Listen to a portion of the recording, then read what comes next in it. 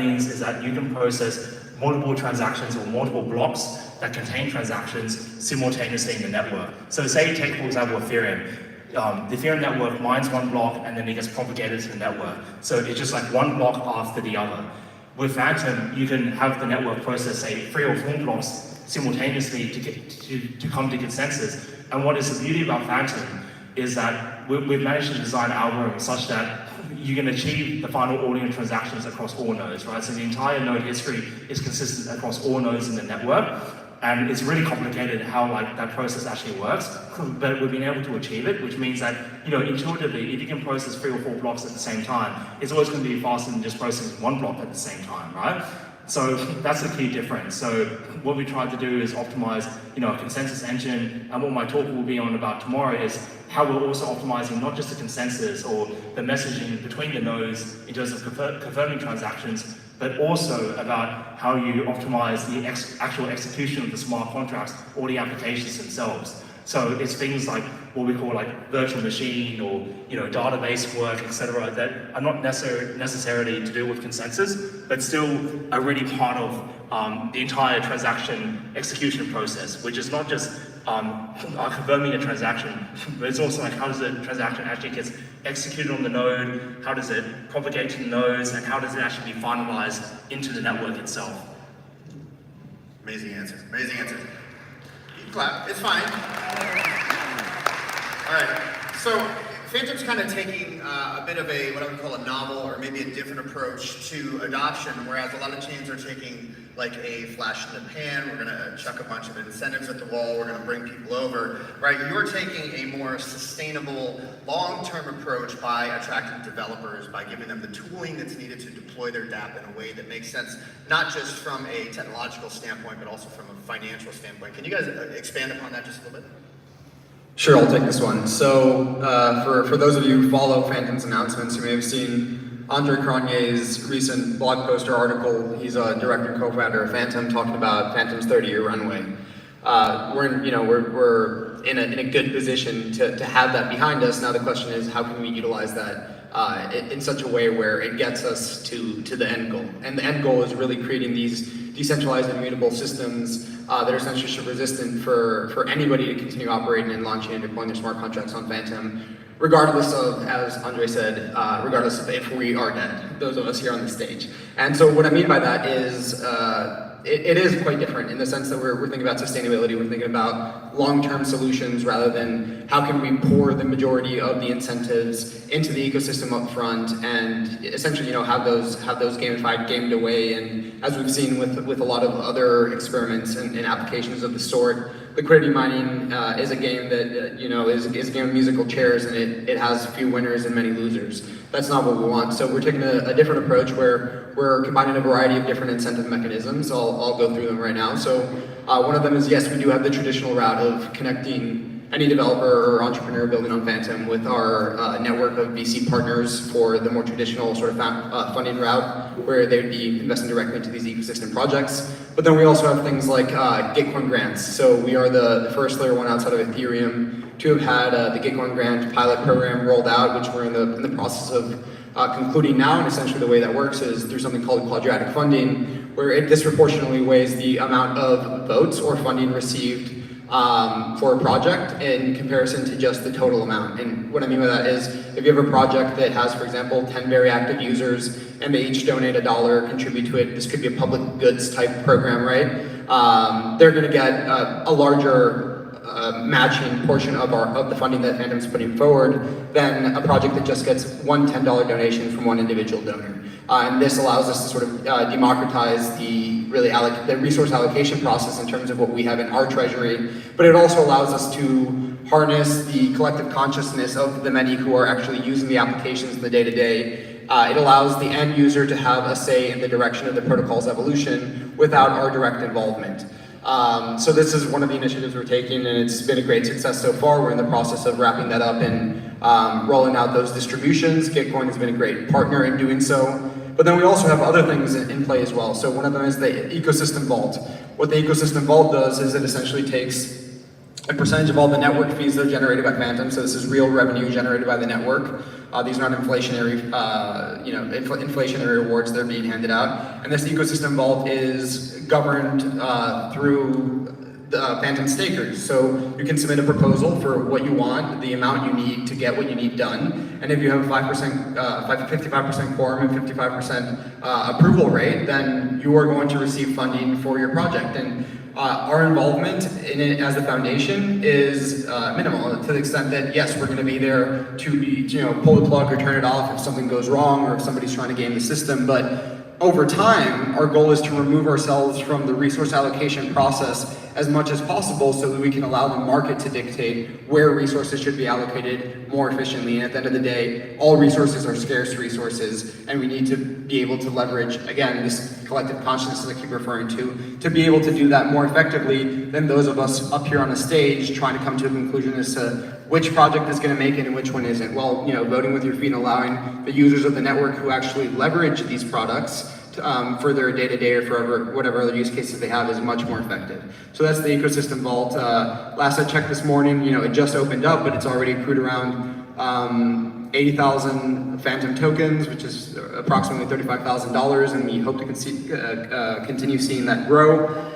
And last but not least, we've rolled out something called gas monetization. It's similar to what you may have seen in affiliate rewards for marketers. If you have views or clicks and you're getting these kickbacks as an influencer or a content creator, whatever it is, we're doing something similar but for the blockchain, where the amount of transactions that are generated by smart contracts under a certain DApp or developer team are now monetized. So 15% of all the gas transactions your application generates for the network go directly back to your team to reinvest as you see fit to move your project forward. And so this is going to give teams the autonomy to really operate and find that balance of how can we really monetize this to the best extent while still keeping the user experience intact. And people are often confused and they say, well, wouldn't this lead to people just kind of trying to increase the number of transactions or up the gas or whatever it may be? Well, hey, look, at the end of the day, it's a competitive market, and if that's what you choose to do, then people are going to go to an application that's more efficient and offers a better user experience.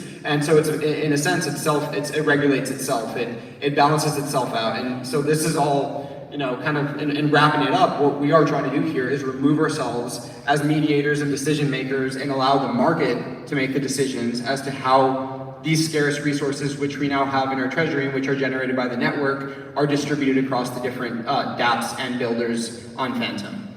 So that's what I got. You should all be screaming and clapping.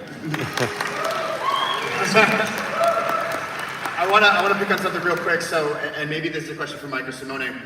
Andre released an article, Financial Peak into Fantom, talking about this long 30-year runway that you guys have. And I'll tell you one side effect of that for me when I read it, is I said, okay, we need to step back and try and start picturing what does this actually look like a decade from now? Like, can we expand out the runway? Because when the bull market hits, it's just go, right? So can you give me just 2-3 minutes on what that is, what's the real long-term vision, and how important was it to secure that future and to kind of get people on board with understanding that, because it's a level of transparency maybe we don't see a lot of. Yeah, maybe that's a question more for Mike, rather than... Yeah, sure. I'm happy to take that question, and maybe like Simone and Johan can also comment on it. But so the article that you're referring to is an article that Andre Cronje, who's a director of Fantom now and one of the original co-founders, released in November 2022. So in November, just a few months ago. And in that article, he said that Fantom has basically a 30-year runway, and that's with the assumption of all crypto prices, everything stays the same as it is, as well as like our expenses. But in reality, it's actually better news than that, because obviously the money that we have at the foundation, which we've accumulated over the past few years, isn't just sitting there doing nothing, right? Like, it's actually earning an income. So we're actually like relatively like cash neutral, or even like slightly cash flow positive, even with the current market conditions that exist. And so for us, what we want to do is we're basically building, for the bull. We're building for, the next massive leg of growth. And what does it entail? Well, it entails like sound financial management, and it entails spending a lot of time and effort and resources on the underlying technology. So as I mentioned before, working on improving, consensus, working on improving the smart contract engine, basically working on reducing storage and improving transaction throughput. Because if we have the base technology extremely solid, it means that when there's the next flow of developers that come into the network and want to launch applications, that they can choose Fantom and they can say, well, Fantom is secure because they're not taking any shortcuts or anything like that. And they're published papers, we can see the results, open source, and that the technology claims that they're making are legitimate, and they will benefit our application because the network can handle far more users than say other networks out there, or far more users than it can currently handle. So in 10 years' time, we want to have far more transactions, daily transactions used on the network, because in the end, what really matters is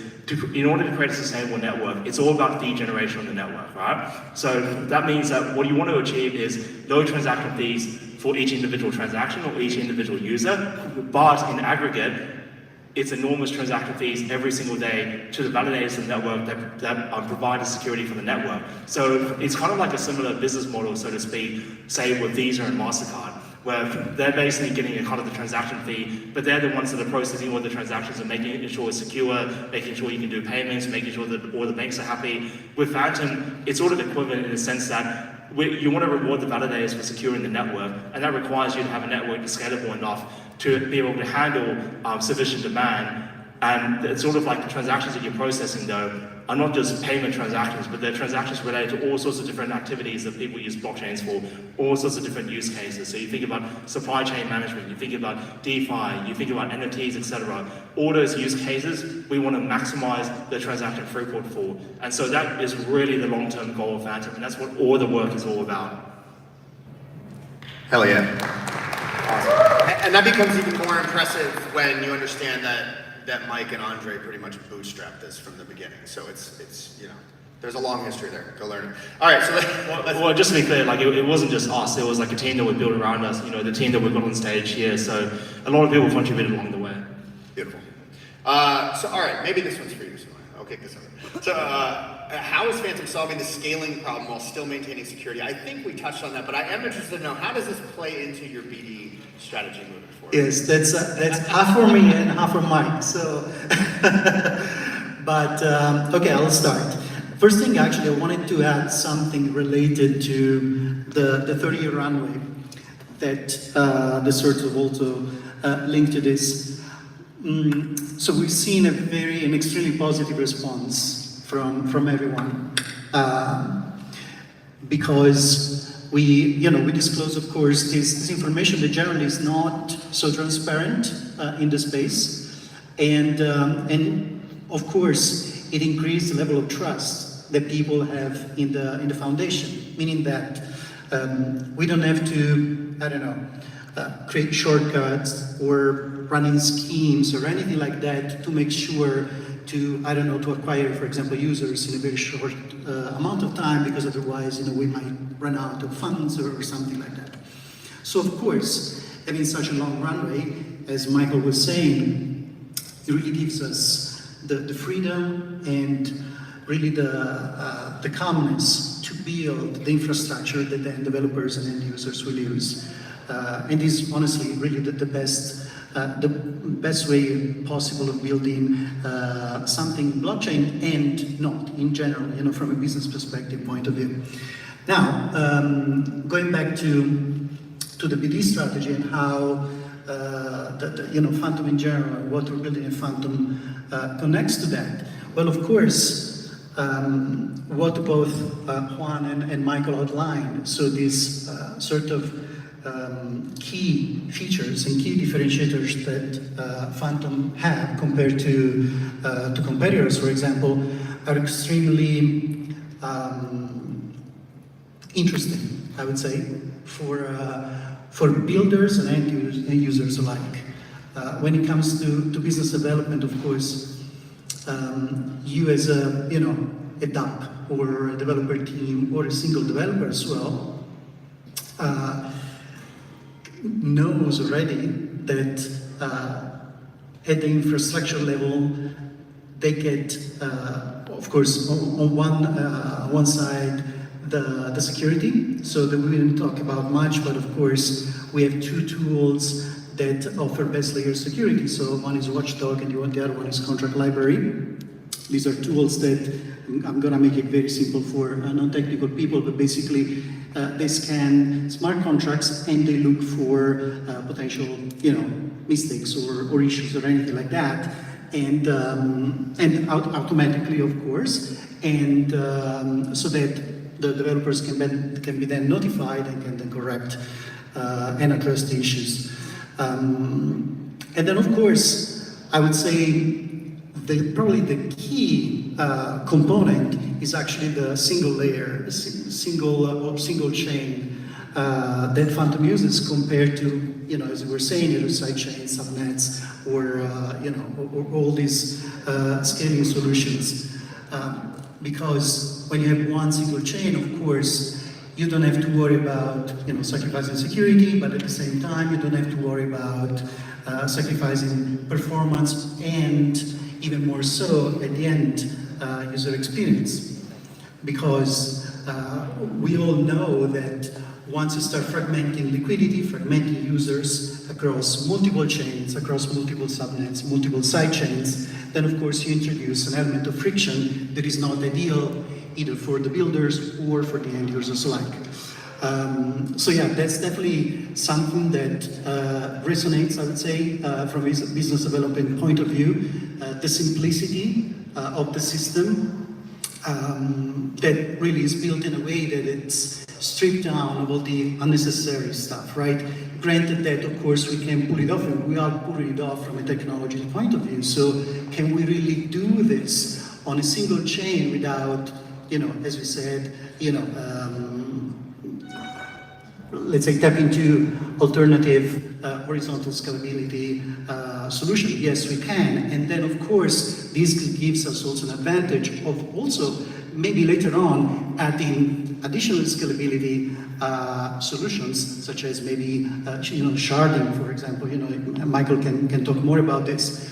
But yeah, I would say, just to sum it up again, the single chain that is focused on user experience at a high level. So user experience for everyone, user experience for the developers, so it's easy, the developers know, okay, I have these tools, I have the base layer security, I don't have to worry about running validators, I don't have to worry about bridges between main chain and sub chains or whatever it is. I also have these additional sort of tools that allow me to monetize my dApp or have funding and grant funding for the long term that is completely independent and can be run and coordinated by the community itself.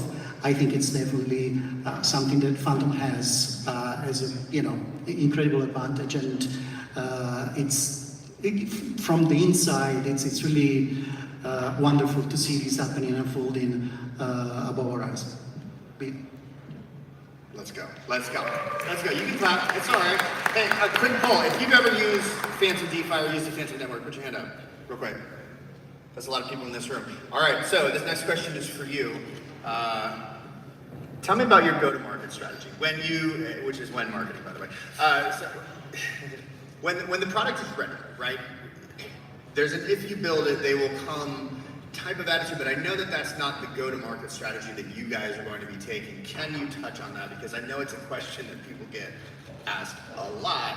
Right now, we're kind of homegrown. We're this little niche community where we just love Fantom. But how are we going to get it out to the world? Yeah, I'll start. So I think the first thing to think about is just mental models for what does mainstream adoption look like. I think a lot of people in this last cycle saw it as a traditional Fortune 500 brand retrofitting their technology to somehow use Web3 because that sounded cool, when in reality it offered no advantages to the brands or to their users. I think we can take a step further and start to think about, well, what if mainstream adoption doesn't come from the incumbents retrofitting their existing infrastructure to Web3, but what if it instead looks like completely new business models that are native and that make it easy for users to onboard through things like account abstraction, where you can forget all these difficulties around things like remembering your private key and having a seed phrase and things that to crypto natives seem so simple and so easy, but for the majority of the population aren't. So that being said, you know, we are still looking at these more traditional brand partnerships because they do raise brand awareness, but we're ultimately thinking about, okay, what's the long game here? Is it just having a big explosive flash in the pan partnership that gets everyone talking about it for 3 days on Twitter? Is that really worth, you know, taking a good chunk of the treasury out to do? Probably not. So what we're looking at is the ability to scale in terms of how we acquire our developers, who will then acquire the users. And what I mean by that is, when you look at the amount of applications that can be built on blockchain rails, they're endless. Right now we've seen the tip of the iceberg. With things like account abstraction, it's going to become more simple to integrate everyday real world solutions for people to use without having to learn about the world of crypto and Web3 and blockchain. And what we're looking at is a way to really open up Fantom to the entirety of the long tail, a market that consists of niches of niches of niches, each one with its top hits and its own long tail, and allow those developers to seamlessly and easily integrate into Fantom, leveraging all of the tools that we offer, from funding solutions to automated smart contract security auditing systems, to the resources of the community and the foundation itself. So it's two-pronged, right? Yeah, we're probably not gonna, you know, unless I'm wrong, Michael, we're probably not gonna sponsor any basketball arena anytime soon. I don't think that's been a great success story for anyone. There's one that's open. Yeah, there is. Yeah, so breaking announcement, no, we're not gonna be doing that. But what we will be doing is providing the infrastructure for the long game to onboard every developer, whether that's an application that serves, you know, eventually 1 million daily active users, or whether that's an application that serves a very specific subset of the long tail that has highly engaged, high LTV users, but maybe they're only serving 50 people who need that application. That is the beauty of the composability of blockchain technology, that you can build any sort of application on top of the shoulders of giants that have already come before you to serve a specific niche of an audience that you know better than anybody else. And we are building the tools to empower those developers to go out there, find their market, and build the best product for them without having to have an enterprise level engineering team behind them, or having to go raise money from VCs, because, you know, it's not that there's anything wrong with that. That's the perfect solution for a lot of projects. But for other projects, if you're gonna open a bakery, you don't need to go to VC. There's other funding mechanisms and there's other ways to get off the ground. And eventually, you know, what we're saying here is, just like eBay and just like Amazon capitalized on the long tail and capturing that entire market, we're opening up our marketplace to developers to come in and do the same. And again, like I said, we are removing ourselves from being the decision makers and the mediators and the ones who are deciding this is valuable, this is not valuable, and we're opening it up to the market and to users to decide what is worth investing in and what is not. And that is our go-to-market strategy. Home run, man. Home run. So, real quick, because I know we're running a little bit low on time here. One very high ROI marketing strategy that I've seen other networks pull off really, really well are in-person events, hackathons, things to get people excited about building on chain. Is that something that we can expect to see maybe more of in the future from Fantom? Yeah, for sure. So actually, I would say this year, 2023, we are definitely increasing the number of in-person events and hackathons as well. We actually just did one recently with Morales, and we're looking to do more, of course. Again, now we have everything in place from a technology point of view that actually it's quite fun and easy to build on Fantom.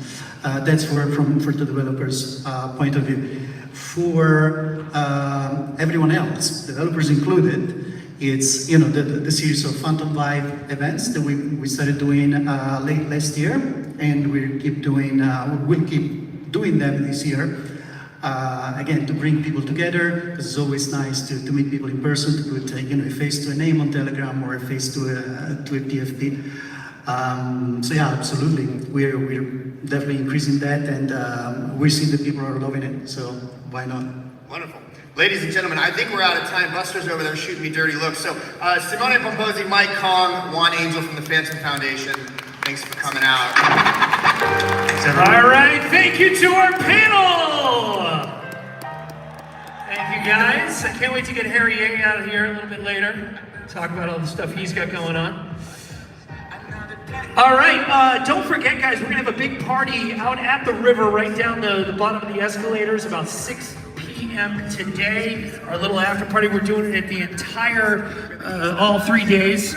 And also, we've got a couple of podcasts going on.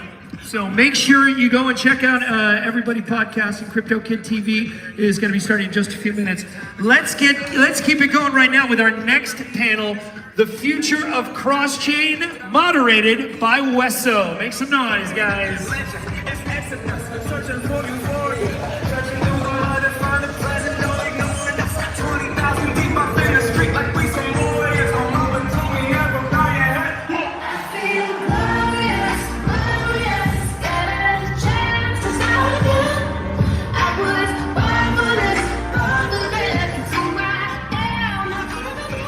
Good morning, Quantum Miami.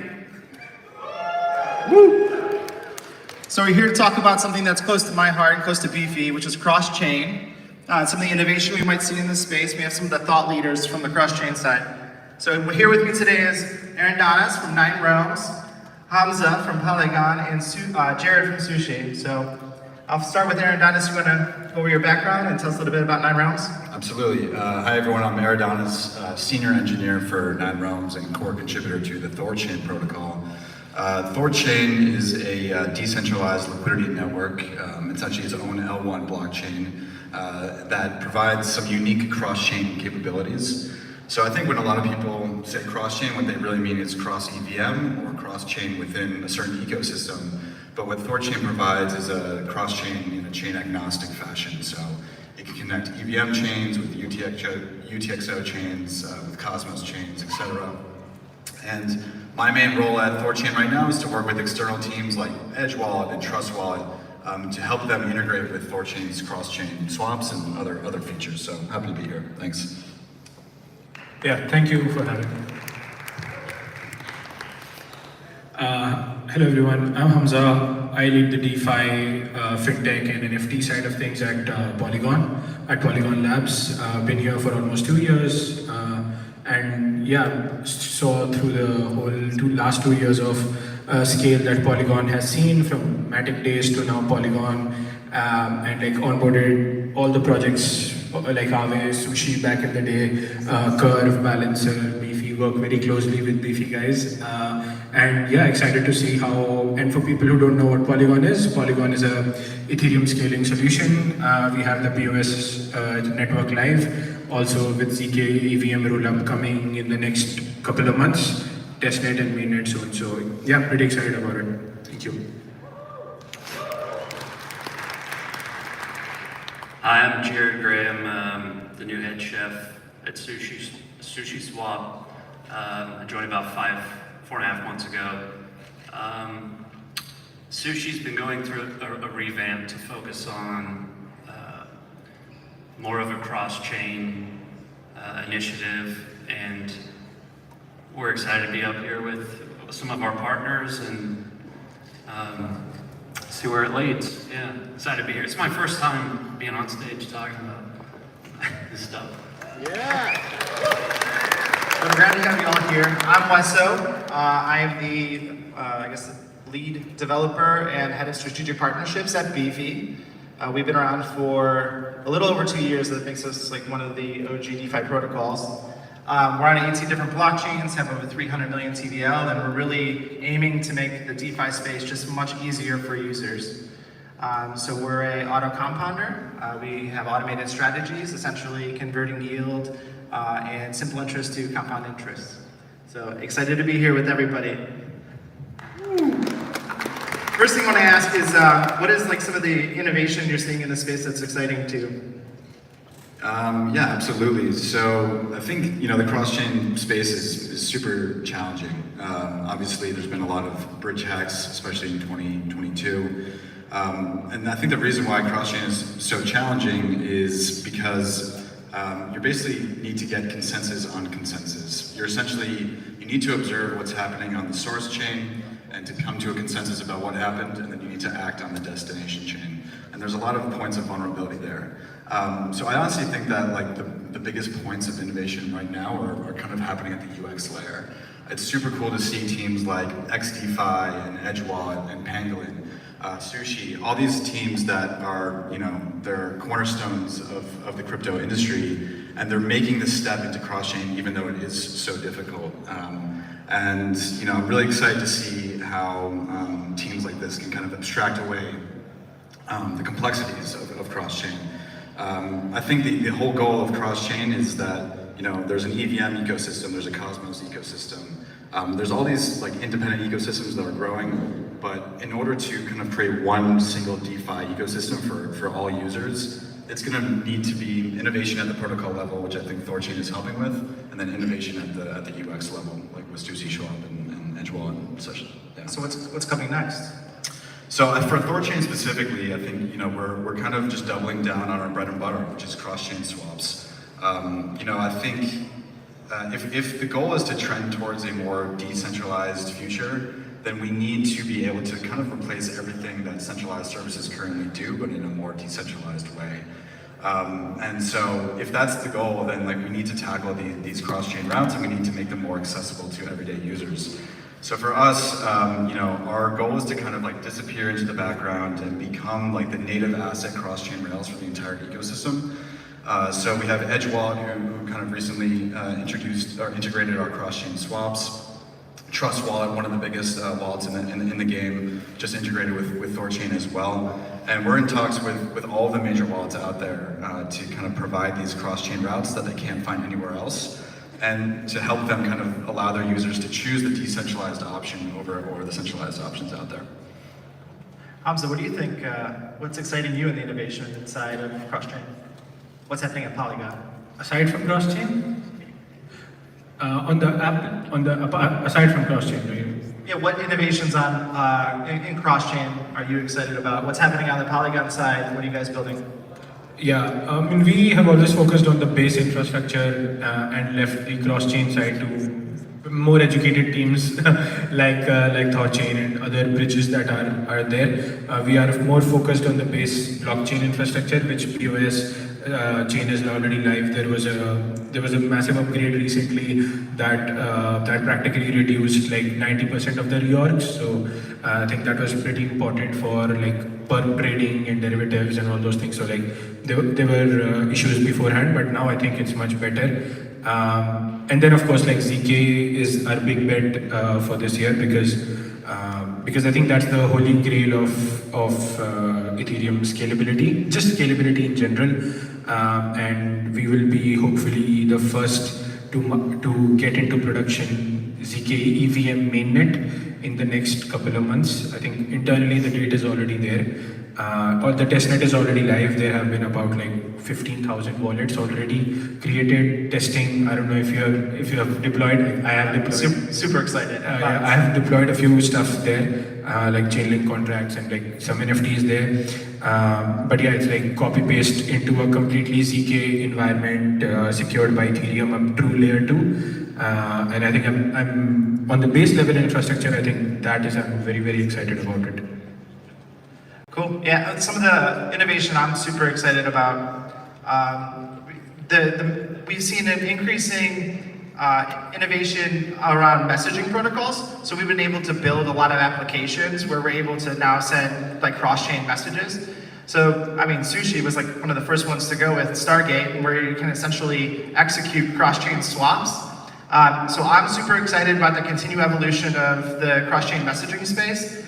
I've even seen some innovation that has been more geared towards essentially reading state from different blockchains from like the source blockchain, which can open up, endless amounts of opportunities to build really interesting products, whether or not it's like essentially like aggregating lending yield via like one chain. So if you're on Arbitrum, you can maybe farm the yield for Aave on Optimism and Polygon and Ethereum all at the same time, which obviously that's great for also users, so they don't have to like continue to move their funds to different blockchains, because if you're able to read state, you can have one protocol that sort of does that for itself. So there's some really super interesting stuff, especially coming this year, that I'm super excited about. Is there anything else on the Sushi side? I know you guys were obviously at the forefront of pretty much innovating when trying to execute cross-chain, and actually, I think one of the larger protocols when it comes to the amount of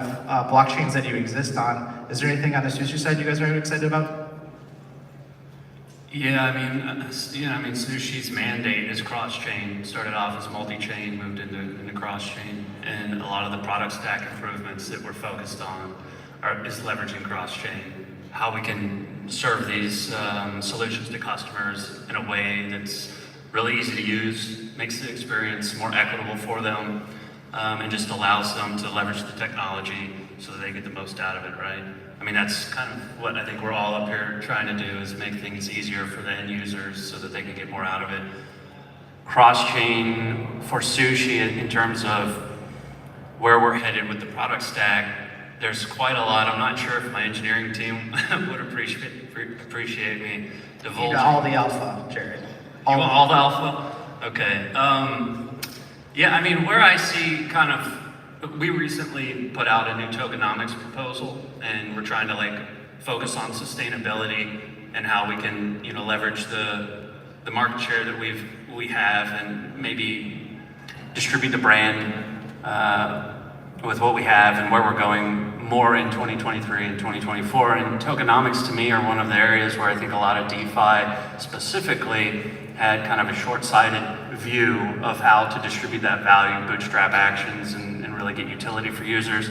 And I think cross-chain allows quite a lot of utility to come into token models for protocols like Sushi. I mean, we're on like 20 plus chains. How do we allow people to stay cross-chain? How yield generation and stuff like that you're talking about, and then also utility in terms of like, I mean, we've already made this announcement. The team had been in stealth mode for about 14 months building a DEX aggregator router, and so that's something that we're going to be pushing out this year. And cross-chain rebates for market makers, private market makers, and pull routes and stuff like that. So I think for me, I think a lot about those types of things. And then additionally, stuff like what ThorChain is doing, how do we serve that stuff to the end user so that they don't have to jump through 5 or 6 different actions in that solution to get to the point where they're actually able to reap the benefit. And so that's where I spend a lot of time with our product design team, because the engineers are deep in the weeds. They kind of formulate these things, and they come back to the business side and they say, hey, we have this really cool idea. This technology will enable this. We need you to think about how the user can leverage it the best. Yeah, it's like everybody was so focused on building the tech, right? And making the tech really great, that everybody forgot about the end user.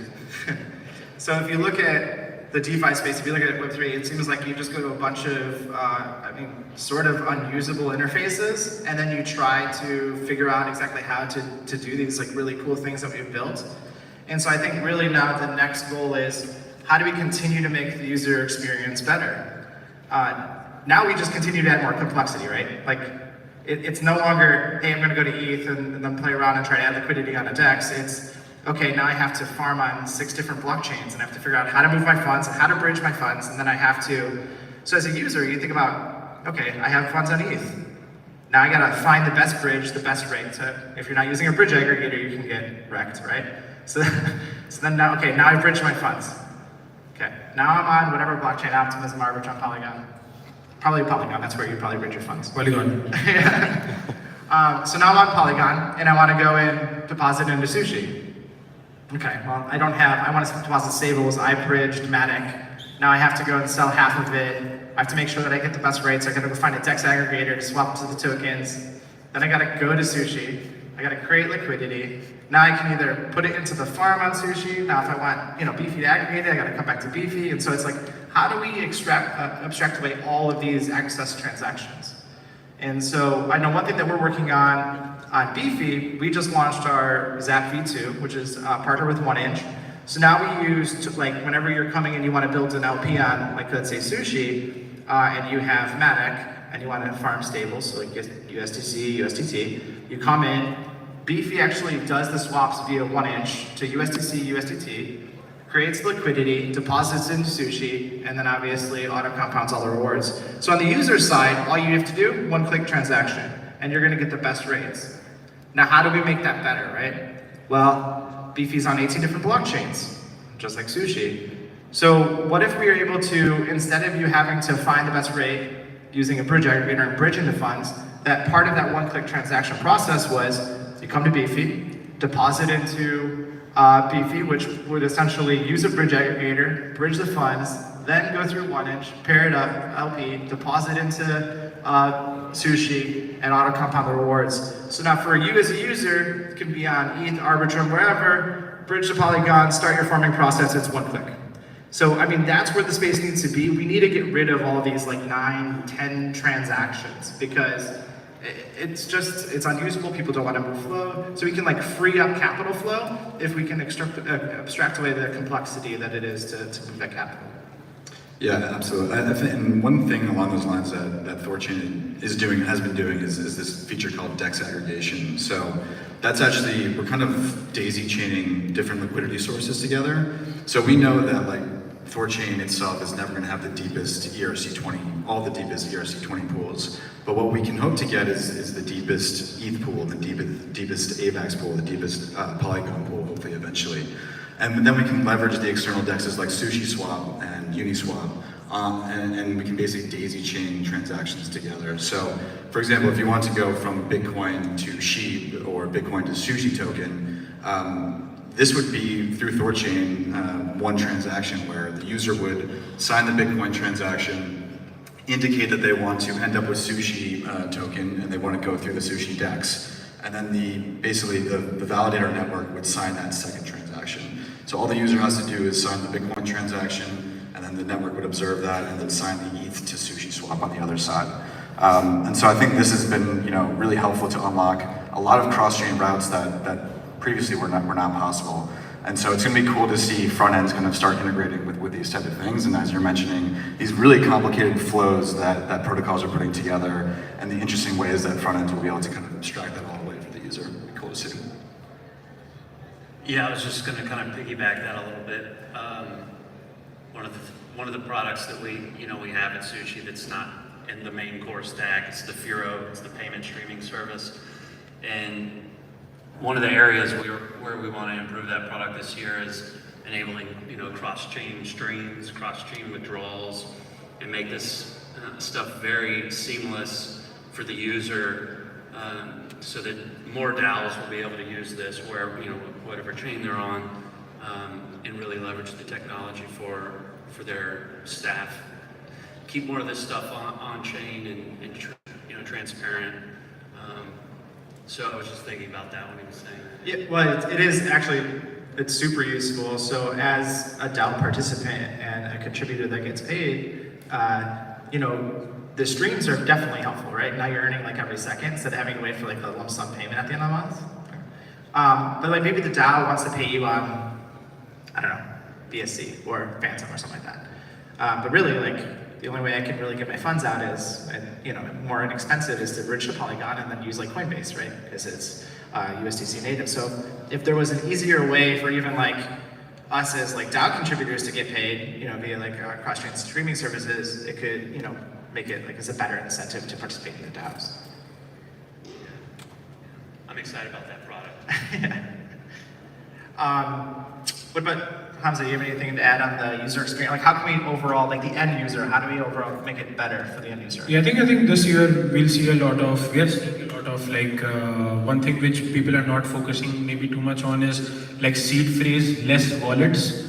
I think there is one outside which I'm pretty excited about, but there are multiple seed phrase less wallets, like especially with this recent hack where one like OG Bitcoiner lost a lot of BTC, and even like CZ and OD and all those like OG people start saying like self-custody like people should not self-custody because it's very risky and it's not like it's a big hassle even for like people who have been in the space for a long time. But there's some good tech being built around seed phrase-less wallets, and I think with MPC wallets and like there's some very core infrastructure I think we can sort out this year. Like Robinhood wallet, for people who don't know, Robinhood is launching their non-custodial wallet with their gas-less swaps exclusively on Polygon. I think in 1 month or something, and I have been using it. I have the beta in my wallet, in my phone, and I think it's pretty cool. You just sign in with your password, like any password, and then you just get in. Like there's no seed phrase, there's no nothing, but it is a non-custodial wallet, and whenever you want, you can access your funds and transfer it wherever you want. Same thing, I think, with Reddit. People, I don't know if people minted the Reddit NFTs which were on Polygon. Like even that was a non-custodial wallet where you did not really have to. Like every user name on Reddit had a Polygon account, Polygon wallet, and you did not really have to like store your seed phrase. So like Reddit used to, Reddit can store it, but you can always access it whenever you want. Like that kind of like seed phrase abstraction, if you want to call that, is going to be more mainstream. Starbucks is doing the same thing. Robinhood, of course, like I said. So there will be a lot of like this abstraction, but on the same time being it keeping it non-custodial, like post FTX, whatever happens. So like that will be a major trend. I don't know if anyone is looking into this, but I'm particularly very interested in 4626 vaults. I think they can, they can help arbitrage a lot of cross-chain yield infrastructure. And with Bungee Exchange and StockSocket, I think what Superform, there is one protocol. They're also based in Miami, so I think they are very cool. They have a testnet live where you can like deposit on any chain and withdraw from any chain without even knowing like which chain it is. But you just focus on the yield part of it. Like Matic, if you get like 4% on Polygon, 3.5 on each, like you can arb between that and deposit wherever you want. So I think that kind of thing will be very cool this year, especially with cross-chain roll-ups coming in, like between Arbiter and Polygon, and with Polygon, like Polygon ZK VM and Supernet, like that kind of thing. I'm pretty interested. Yeah, there's two important pieces there. One, 4626, right? Which, what it is when you have, for anybody who's not aware of what 4626, it's like an interest-bearing token standard. And so why that's important is we talk about composability when it comes to DeFi products, which means like I build a product, then somebody builds on top of me, and maybe somebody builds on top of them. So like I build composably on top of SushiSwap, right? But when we have a standard vault, like just like ERC20, right, where anybody can interact with an ERC20 token, and we can build products around that because they're all the same interface. With 4626, it does the same exact thing. So if you have an interest-bearing asset, it makes it all the same interface so that people can freely build products and then basically interact with any sort of the interest-bearing asset adapters they want. So I think it's definitely an important step in the right future, especially because it'll, I think, encourage more innovation and get people on the same page. We also talk about like if you come to the Beefy site, it's chain agnostic, right? Like you can look and it doesn't matter what chain you're connected to, you see all of the interest-bearing opportunities, no matter what blockchain.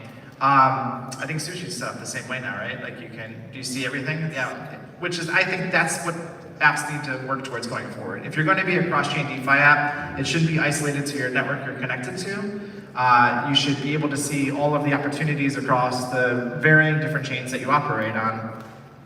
But also like the network switching is like a pain, right? We have like multiple meetings that end up being like 5-6 hour debates every week on which little toggle switch, which little directional icon, and it just like you're iterating this stuff in real time, and then you have a product team that goes out and does A/B testing, or they do feedback, research and stuff like that. So you get a lot of, but I think it's like an ongoing thing.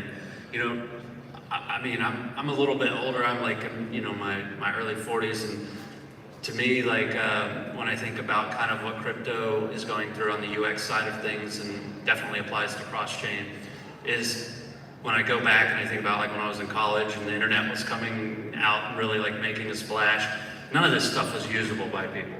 You know, it was the same progressive, iterative process to like people getting in a room together and saying, okay, we have this cool technology, how do we make it usable? How do we make it more usable? How do we, okay, we've got it mostly usable, how do we, and we're still doing that, right? Like, email providers are still trying to iterate out improvements in the UX. And I think crypto is gonna, I would like to see more teams focus on it. And it's one of the things when I came on with Sushi that I've always kind of had like that drive in crypto to just make it less built by us nerds for other nerds and like built for like regular people so they can use the tech, right? Yeah. And when I came on, it was very much us to focus on UX and make this stuff, you know, very as easy as it can be for someone to use, you know. Yeah, when we talk about mass adoption, right? Right. We got to eliminate these barriers. I think like, you know, I think they were talking a little bit earlier about like account abstraction, gasless. I think even like 1inch now is using a relay network in order to do gasless swaps on mainnet, which is an impact. But it's overall like, especially as a DeFi application, you have to almost pick your vertical, right? If you're going to cater to end users or you're going to be an end user protocol, then you should focus on making things simpler and easier to understand for the end user. Whereas, you know, maybe somebody who's using, or like, you know, is very like an institutional focused product can have like a different way to sort of go about it. So, but network switching, like we were talking a little bit about that earlier. How annoying is it when you have to go onto your, okay, now I have to switch over to this network or this network. And so there are definitely products coming that are trying to, especially with like the new EIP that's doing smart contract wallets, trying to abstract away like even like network switching, where essentially you don't have to have the gas, you don't have to network switch, but you can still interact on like, let's say Beefy and be able to deposit into like Polygon or ETH without having to do even more clicks on the interface. So yeah, one thing, you know how to solve the network switching? Just use Polygon. Build everything on Polygon, everything works. Practically everything is there on Polygon now, and with ZK, more things will be there. So, simple answer. yeah, I hear you. So Aaron, I want to ask you, last year there was what, $1.4 billion stolen from bridge hacks? Yep. So how do we make the space more secure? It's a great question. I think, yeah, again, the cross-chain space is super challenging and super risky. You know, I think the traditional bridge architecture is that you have a smart contract that locks up tokens on the source chain, and then you have the smart contract that mints tokens on the destination chain. And that is a relatively simple setup, but in order to do that well and securely is quite challenging. And I think one of the challenges is to do it in a properly decentralized fashion. And the challenge around that is that you need to attract a diverse and skilled set of validators that are incentivized to secure your network. That's a very large hurdle to surpass. And I think what ends up happening is that a lot of cross-chain protocols will use a kind of a permissioned validator set or a federated multisig where the users or the members of the multisig might even know each other, might have an opportunity to collude, and they might even have a financial incentive to collude. And so those are two very dangerous aspects, I think, of a lot of cross-chain protocols. So what ThorChain is really trying to do is like having a permissionless validator set, I think, is super important. Anyone who wants to help secure a network, who has the proper skills and have put up the proper collateral, should be able to join your network and secure the cross-chain activities. And the other thing that ThorChain does is that each validator must put up a certain amount of Rune token, which is the native asset of ThorChain, and that they will never secure more external L1 assets than the amount of collateral that they put up, so that if they misbehave or decide to steal for whatever reason, their bond will essentially be slashed more than the amount that they stole. And so I think like the two things again are just not relying on altruism to secure these cross-chain bridges. Like you can't just rely on people to do the right thing because it's the right thing to do. You really need to rely on financial incentives. You need to align the incentives of your validators with the health of the network.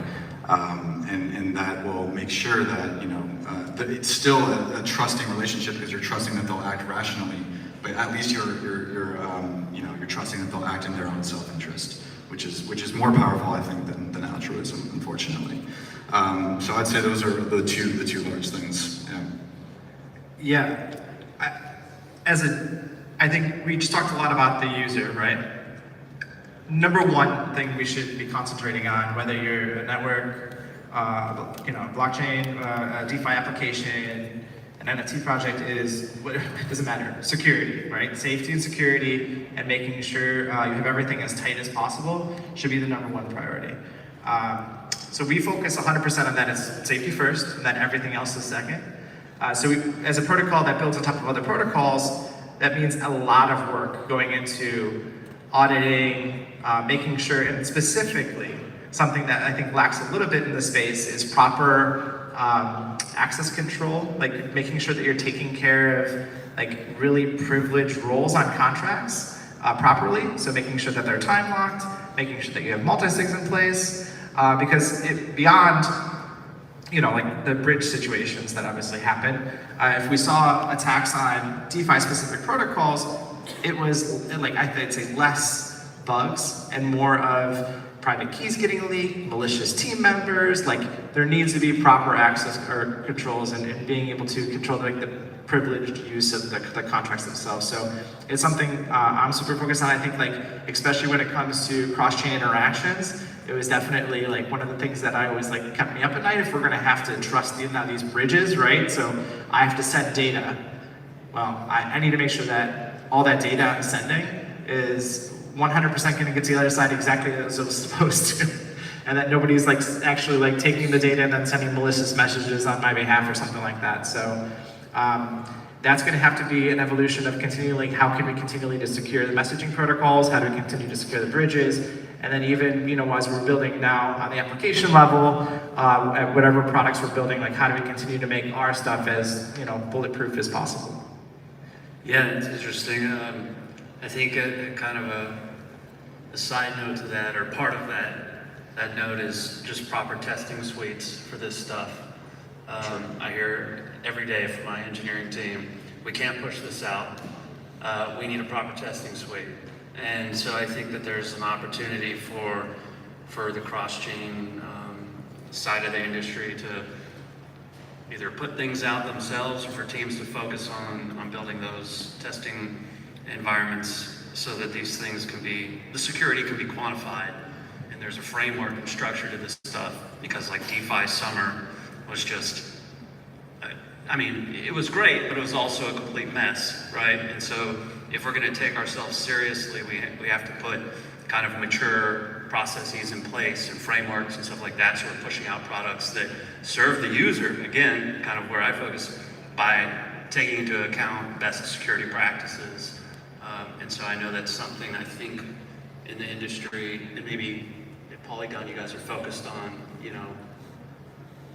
Yeah, I can add to the security part for the bridge specifically. So till date, I think Polygon, and please don't quote me, maybe I'm wrong, but I think by far Polygon, the POS bridge and the Plasma bridge added together have the most volume across all bridges. And touch wood, but like till date, nothing has happened on the Polygon bridge, and this has been live for like almost 3 years now, I think. So there's been a ton of volume through in and out, and people have said that there have been delays, there have been transactions are stuck or whatever, but no one has lost money, and there is a reason for that. That the bridge is secured by the 100 validators of the chain. I don't think, as far as I know, maybe I'm not too familiar with the Thorchain infrastructure, but most of the main bridges that are there are, I think Polygon bridges is most decentralized in that way. Like you have to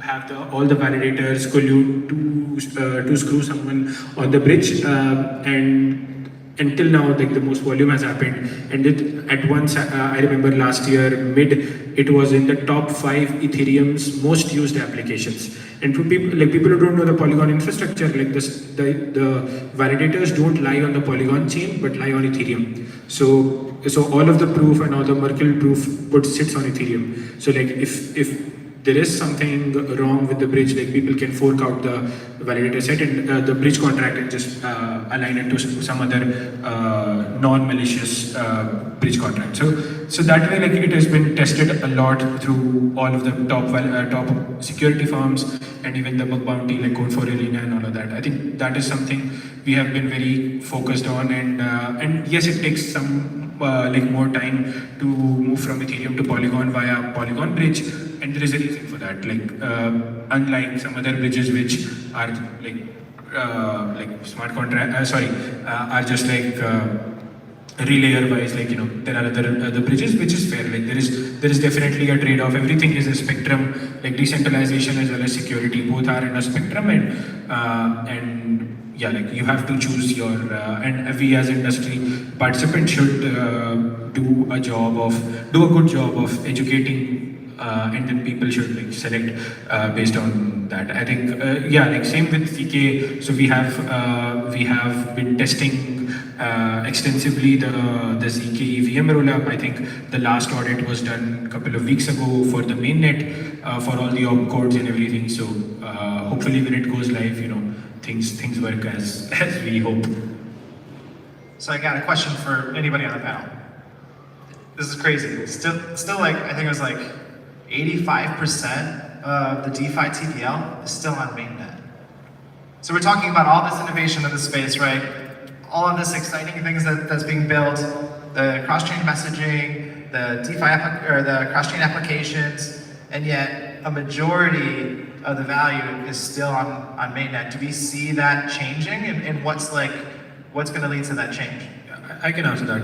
For sure it will change because it's not about the capital, it's about where the users are coming, and the users will not come on main chain. That is for, like everyone can agree on that. Like it will not be a main chain, it will be Polygon, or it could be like Ethereum scaling solution or any other roller, any other chain basically that does a better job of onboarding users safely through wallets or better apps or better unique apps like gaming, social, music, not just DeFi, because DeFi like is not a high fidelity, like people don't use DeFi too much, like you only use it like once a day. You click it. If you use Beefy, you don't even use like once a month. Once a month. Actually, never. You just never. Yeah, you just put it and and you're forget good. it. Yeah, exactly. You put it and forget it. Like, and that's how it should be. Like, you don't use your bank that often, but you use Netflix like daily. That kind of infrastructure, whichever chain, whichever ecosystem does a better job of business developing that particular vertical, more than like even fintech, like payments and forex and these kind of things. Like that is where the users will come in. I definitely think over the next cycle or next few years, like there'll be a major chunk of TVL on these other chains, and then settling back on Ethereum for security.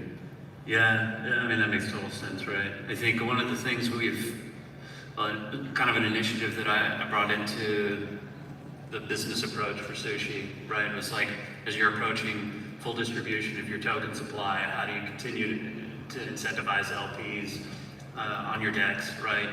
And when you're looking at the different chains and the TVL and the activity / volume, right, that exists on these other ones, how do you get a deeper relationship with that ecosystem for each network so that they have a partner where they can go and leverage these tools and really promote what they're building to the public, right? And so one of the things that we're doing at Sushi is kind of a novel approach where we're not doing so much emissions-based incentives and more like a rev share. And as we get more into the rev share model with these, we've only been doing it about 2 months, but as we get more into that model, we're finding a lot of interesting like go-to-market strategies for the layer partners, right? How they think about what their network is supposed to do or what they want it to do and what their ecosystem partners are going to leverage, what dApps and protocols are going to be built on top of it.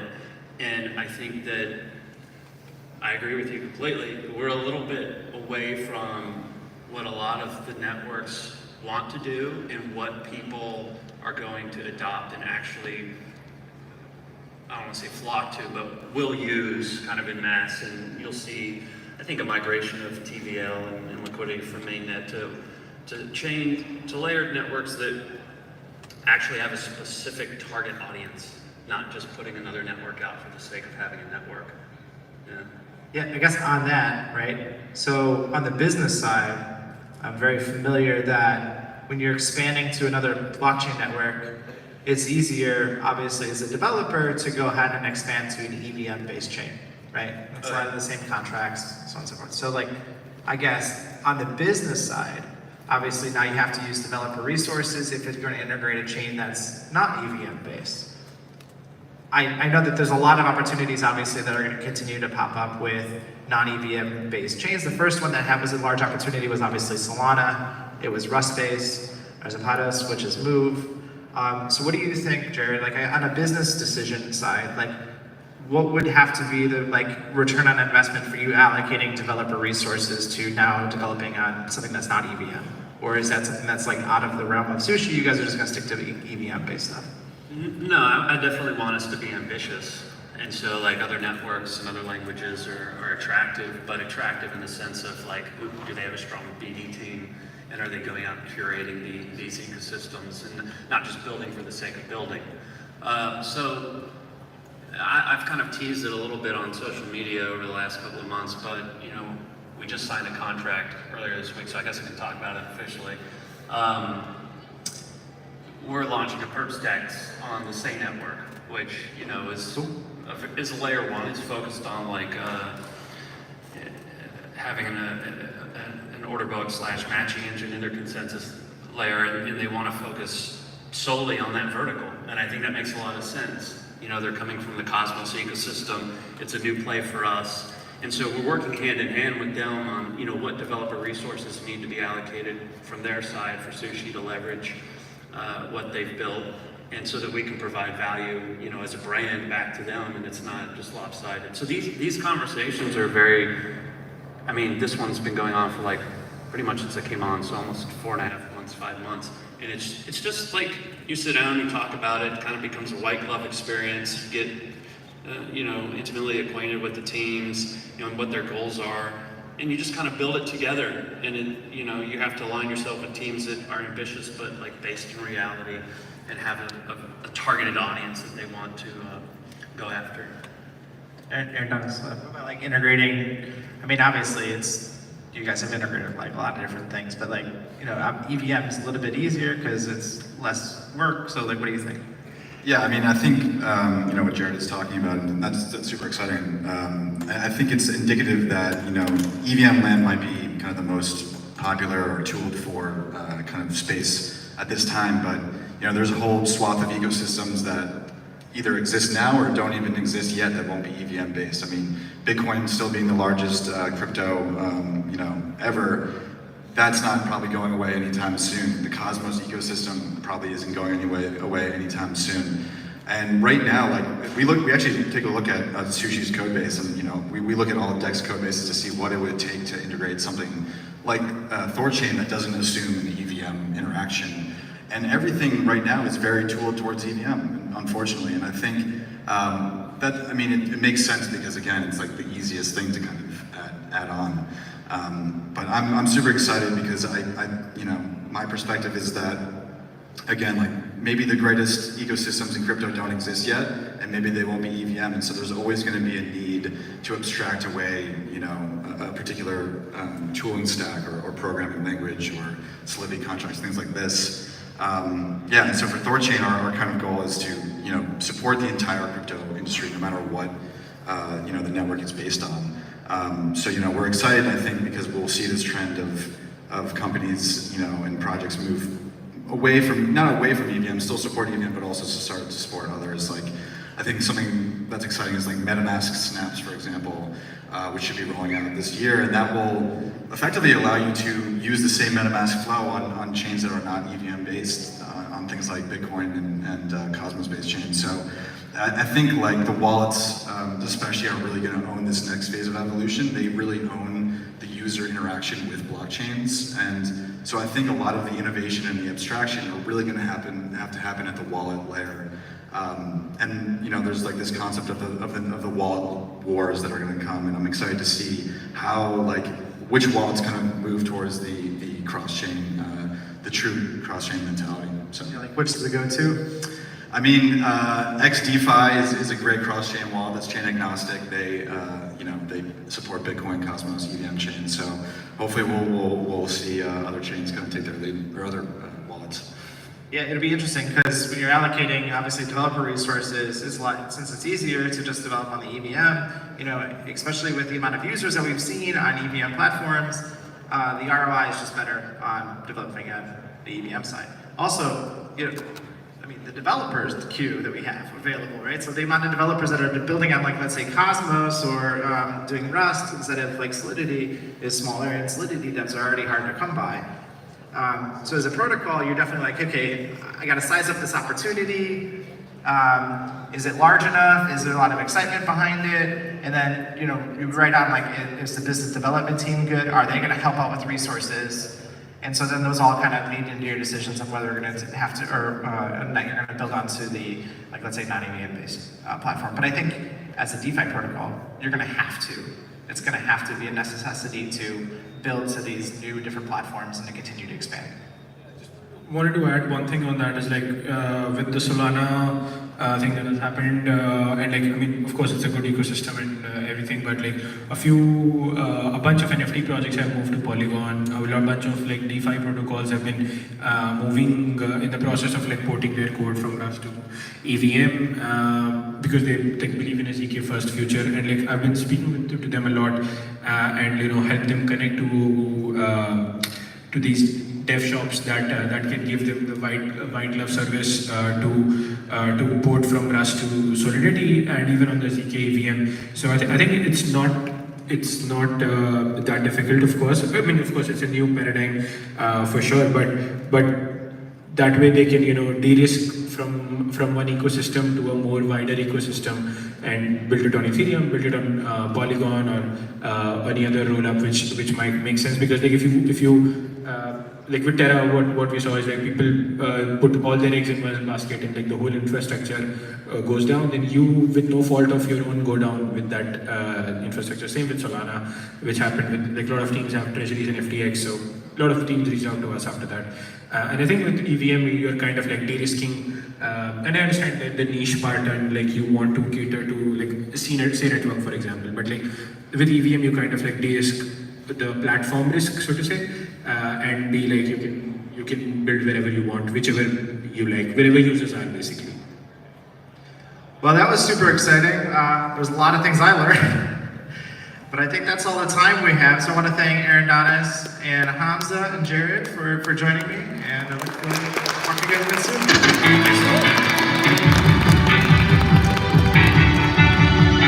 Amazing. Thank you so much for that panel, and an incredible moderator over there, Wesso. Thank you so much. I actually didn't get a chance to introduce myself. My name is Madison. I work with Edge, which is a self-custody exchange platform. We actually just integrated ThorChain onto our platform, and I'm incredibly excited to announce that our next speaker is the lead developer for ThorChain. He's going to be talking to us about yield. What makes yield good and what makes yield bad? Please welcome Chad Barraford to the stage.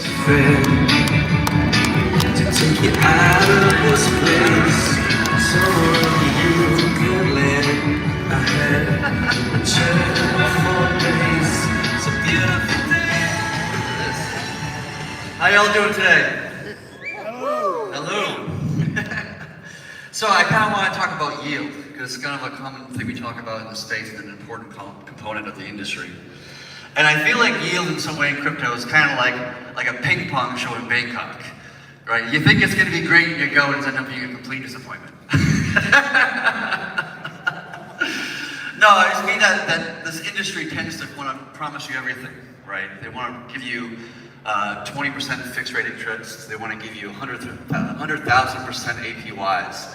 And we all kind of know at some level that's, you know, not sustainable at the very least, if not a complete scam to begin with. And so I want to talk about what is important about yield and how you can stop yourself from getting caught up in some sort of the next thing that people are talking about, but it has no substance or real value to it. So when I think about yield, when I think about, more importantly, real yield, what's important is we have to still adhere ourselves to like the basic concepts of economics, right? So if I have a store in New York City or Boston or whatever it might be, and I'm selling some sort of, product, say it's purple beer, I don't know, what does it matter? And if nobody's willing to pay me for that purple beer, I don't make any income. In fact, I go out of business. Now, crypto is not, it has to adhere to the same concepts that if you have a business that doesn't do anything, that nobody's willing to pay you for, then you don't get any interest from it. You can't just manufacture yield from nothingness. In fact, the only way you can manufacture yield in any industry is you have to bring an exogenous capital outside of yourself from one system to bring it to your system. And so we don't really see this as much as we should in the industry. And that's a real big problem, right? So whenever we talk about yield in this industry, we should always ask the question of where does the yield come from, right? And oftentimes it comes from just minting a token to an oblivion, right? And if you're minting a token from oblivion, all you're actually doing is you're actually reallocating value from other people and giving it to yourself, right? So let's take staking, for example. It's a common concept in crypto, especially in proof of stake networks. And in the vast majority of cases, it's complete horseshit, right? Because when you provide capital into a staking mechanism to some POS chain, you are actually not providing any value. You're not doing anything that somebody else in the world is willing to pay you for, right? If I stake some, let's just say Atom tokens into the Cosmos Hub, who is actually going to pay me money to do so? What value am I actually contributing? Well, the answer is not much at all. People argue about decentralization. It's actually not true, but that's a different topic in discussion. So if you're doing something that nobody else is willing to pay you for, then you should not be generating yield. And if you are, it's what we call fake yield. It's an important kind of concept in this space. So whenever you look at a product or a protocol that you want to invest into, always ask the question, where does the yield come from, right? Now, it doesn't mean that because a protocol actually does some printing of a token, doesn't necessarily mean that it's bad. It's more complex than that, right? Bitcoin is actually a fantastic example of this, right? If Bitcoin didn't mint 50 BTC per block, it would not work. Nobody would mine it because you would earn a fraction of a penny per block every 10 minutes, and nobody would mine it, and the whole thing would be collapsed before it even began. So you need a mechanism in the early days of a protocol to actually to reallocate value from BTC holders into BTC miners, and that's what the minting actually does underneath the hood, in a matter of speaking. And so ideally in Bitcoin's case is that every 4 years you have this halving process from 50 BTC to 25 to 12 and a half and so forth and so on, until you get to a point where the transaction fees have grown significantly enough to warrant the actual maintenance of the hash rate of that chain, right? This is actually probably one of the best designs or implementations of where minting actually makes sense, right? You don't want to say, we're going to mint a token forever and have a no supply cap to it and have an arbitrary number that gets minted every other block or whatever it is. It becomes a real significant problem understanding the monetary policy of that asset, right? So Bitcoin did a lot of things right, and that was one of them. It's figuring out the correct way to mint tokens and create yield for people, right? But in most cases, when we see minting of assets, we just see them done in a way that has no intent or purpose. We're just going to continuously reallocate value away from people who are not staking the token to those who do, right? And if you look at the mathematics of how staking works in general, the more people that stake, the more value you are not getting, because you're inflating for the asset X amount and you're receiving Y amount. So you might think you're getting, I'm getting a 10% APY by staking into this smart contract or staking into this proof of stake protocol. But in reality, you're inflating the token by some other percent. So you're actually getting in the end 2 or 3%. But nobody knows that because they don't do the math about it. And you're ending up getting a much shittier deal than you're gonna get, right? And that's a significant problem in this space. There's this kind of intention that we all want to become millionaires overnight because crypto's, gonna make you big or whatever. And then that's true in some cases in a sense, but hopefully that's not the reason we're all here. What we're doing here is one of the most advanced and important things we've seen in finance in hundreds of years. It has the power to restructure the entire planet in such a significant way to create actual equality amongst all peoples across the entire planet. We've never had equality within a single country in the history of this planet in financial equality. and now we're actually providing it in a way that's not only applicable to a particular country, but also to the entire planet as a whole. And so I hope people not to get too kind of wrapped up on the yield aspect. It's an important component of this industry. It's actually something that's really valuable, but it's not the only thing we do here, right? What we do here is something much more significant than that. So in ThorChain's case of how it does yield is kind of similar to Bitcoin, right?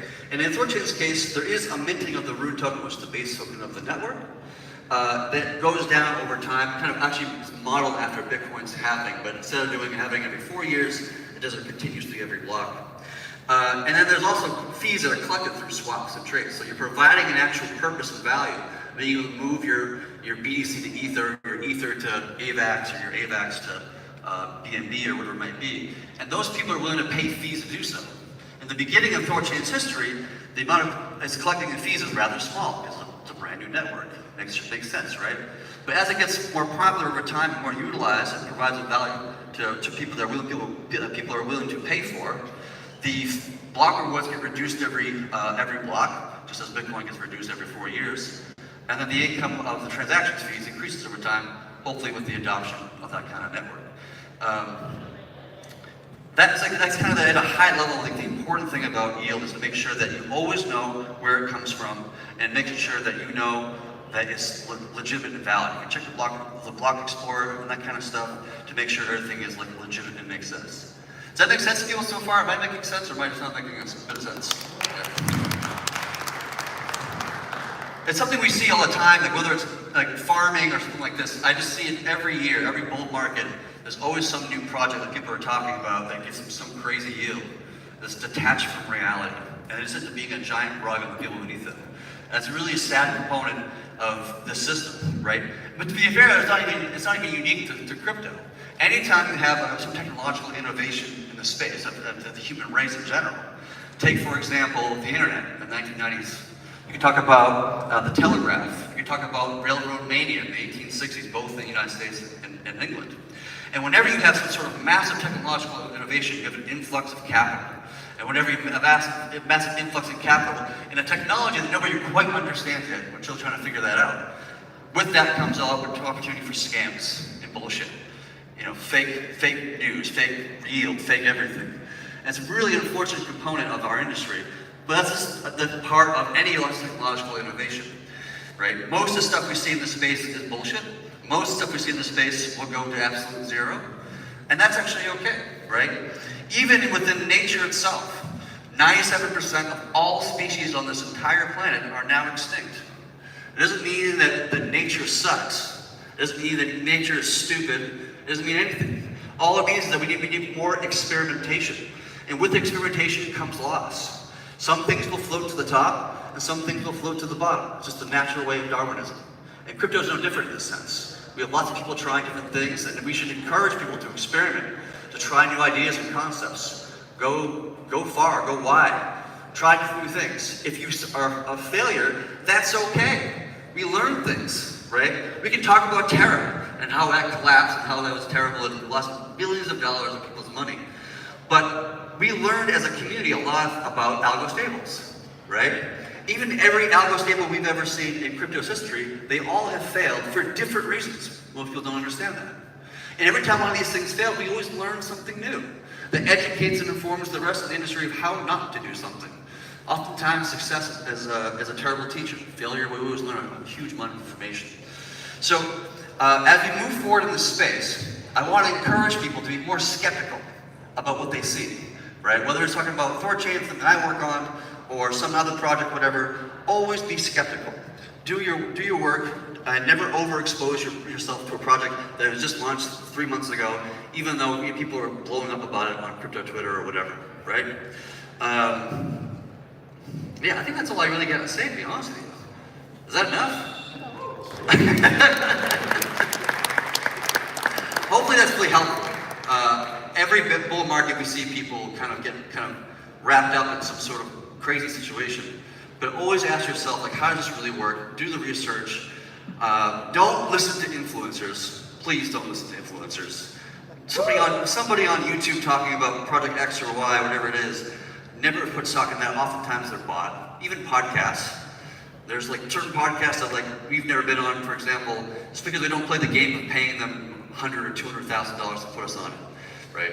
So be aware that even people who are talking, who seem knowledgeable, right? That we think on this podcast, or this influencer, or YouTube, or this whatever it is, this crypto Twitter account, oftentimes they are legitimate and really smart people.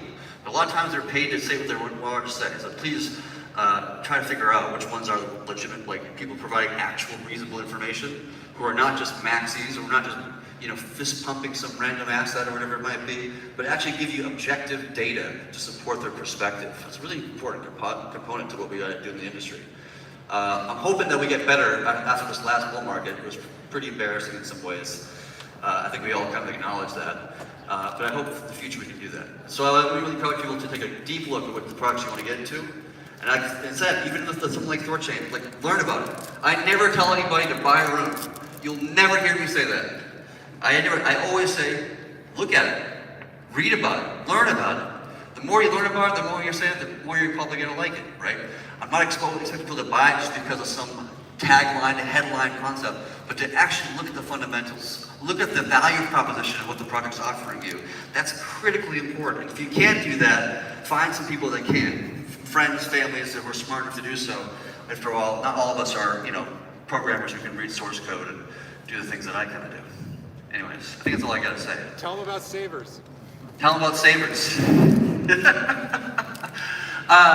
actually talk about Savers, which is a concept on ThorChain where, kind of like if you think about like BlockFi's earn product, right? Where you put in some Bitcoin, you get some Bitcoin back. ThorChain has the ability to do that now. It actually just launched like a month ago. And so there's no impermanent loss, there's no exposure to other assets, and the yield for Bitcoin right now is like between 4 or 5%. Where does the yield come from? Excellent question. I'm glad you learned that one. So how will the yield come from is from the Bitcoin liquidity pool. It's an AMM, no different than Sushi or Uni or one of these kind of characters. It provides a service allowing people to transact their value from Bitcoin to Ethereum to other assets. And people who do that pay a fee into the pool. And you being a provider of Bitcoin to that pool, provide value. And because you provide values for somebody else to be able to do something they want to do, to trade swap their assets, well, they'll pay you a fee to do so. Paying a fee to do so, that's what we call real yield, sustainable yield, right? Check it out, it's a really important feature. We've never seen this in crypto's history. We are finally getting rid of the BlockFis, the CFIs that completely collapsed under black box finance. We're now actually starting to build new infrastructure for the entire industry that is detached from all this black box working. Everything's transparent, everything's in the open. The code to everything else that we can think of.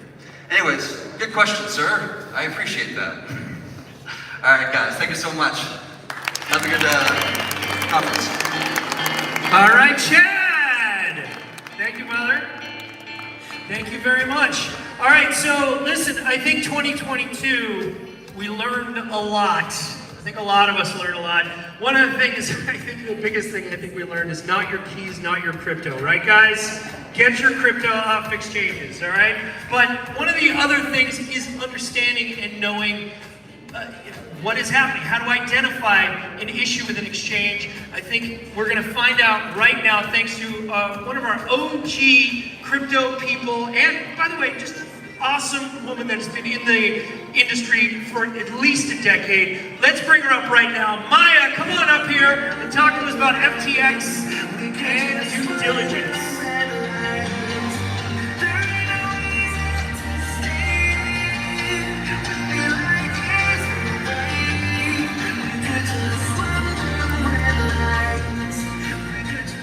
Alright, test. How's everybody doing?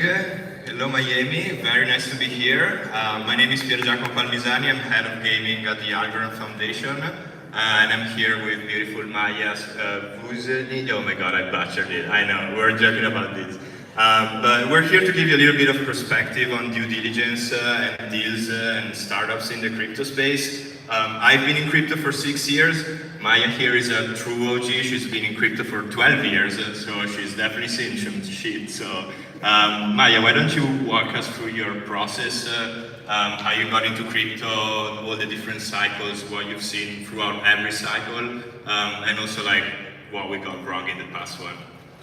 Yeah, it's good to be here. We only, by the way, from the stage can see first few rows. The rest is a bit blinding from the light. So good to be here to support this conference. As PG said, I've been in the space since 2010. Legal background by trade, but also a former hacker, former CIO at GE, and entered the space by buying my first Bitcoin in 2010, and then 2013. 14 catalyzing blockchain across General Electric and various business lines across GE, JP Morgan, Microsoft, State Street, many other corporates. I think the topic today that we're going to discuss together, because one of the things that we both bring here is, again, as PG said, 12 years of seeing this, and to be an investor in everything from large exchanges to NFTs, and then PG running gaming at Algorand and seeing it from that perspective, because I actually believe that gaming in the next couple of years is really gonna start to take over. So I think one of the maybe just leading intros to this conversation and the question is what happened with FTX, right? And we don't want to talk a lot about Sam because he really doesn't deserve much of our time, but I do think it's important where we missed the marks, why some people have missed the marks. Personally, we didn't. We passed on Sam for various reasons, but I do think it's important to talk about some of those things. Oh, absolutely. And, you know, this past cycle was definitely a lot about like applications. You know, the previous cycle was a lot about protocols, you know, seeing layer ones like Algorand coming out, other ones that were a little bit before EOS, the newer one of these cycles, but definitely a lot of the money, the VC money that went into the space were at the application level now. There was a lot of FOMO and definitely a lot of the fundamentals of like how you look at tech deals, things like how are you actually generating revenue? What is your go-to-market strategy? Have you found product market fit? Have you actually interviewed your potential customers? All of this stuff, it kind of seemed they were overlooked, maybe because again of the FOMO, the huge amount of liquidity. So yeah, I've seen decks again that just did not make any sense on the gaming side, definitely. And also crypto is coming to a point where like we have all these like different verticals. It's not just crypto anymore. Now we have like DeFi and we have experts in DeFi, right? We have NFTs and we have experts in NFTs, same with gaming. So we have to be more specific and definitely like more subject matter experts. And this is also to all the VCs out there. Definitely hire this type of people to do that due diligence. But in your experience, Maya, so like why this was not the case? Was it just because again of like the big FOMO and all this money being funneled and like maybe it's like, oh, Alameda is on that cap table, we gotta get in, or like what happened there? Yeah, and I think a lot of people missed that point, and that's really relevant. It was a lot of it was FOMO. And it's usually, if you see these VCs, right, that have invested in big names, Sequoia and the rest, it literally sometimes is about chain of command. There's a younger analyst who comes in and rides on that FOMO. It's exactly what you said. And if you think about it, crypto, I've seen it from a deep tech perspective, right? A lot of other people have kind of come in with the tokens and made money on the tokens, and you just kind of keep riding that wave, and you think that the next thing, I mean, think about it, Alameda at that time was making a lot of money. So to your point, people just wanted to get on that bandwagon. And so there was a lot of FOMO. For us, for example, being in the space for a while, one thing I did ask when they presented was, where is your office? Where is your headquarters? And they said metaverse. And I said, okay, well, tell me more, right? So that to me, as somebody who's a serious investor, I'm an investor in 50 companies in the space, was not gonna pass. You don't have a CFO that's not gonna pass. And so I think to your point is the liquidity. I think just in general, not just crypto, I think a lot of folks like to put crypto down, but it also happened in regular markets. Look at our tech bubble, right? Private equity, I mean, everything was just really out of proportion because since 2008, we've had an enormous amount of liquidity in the system.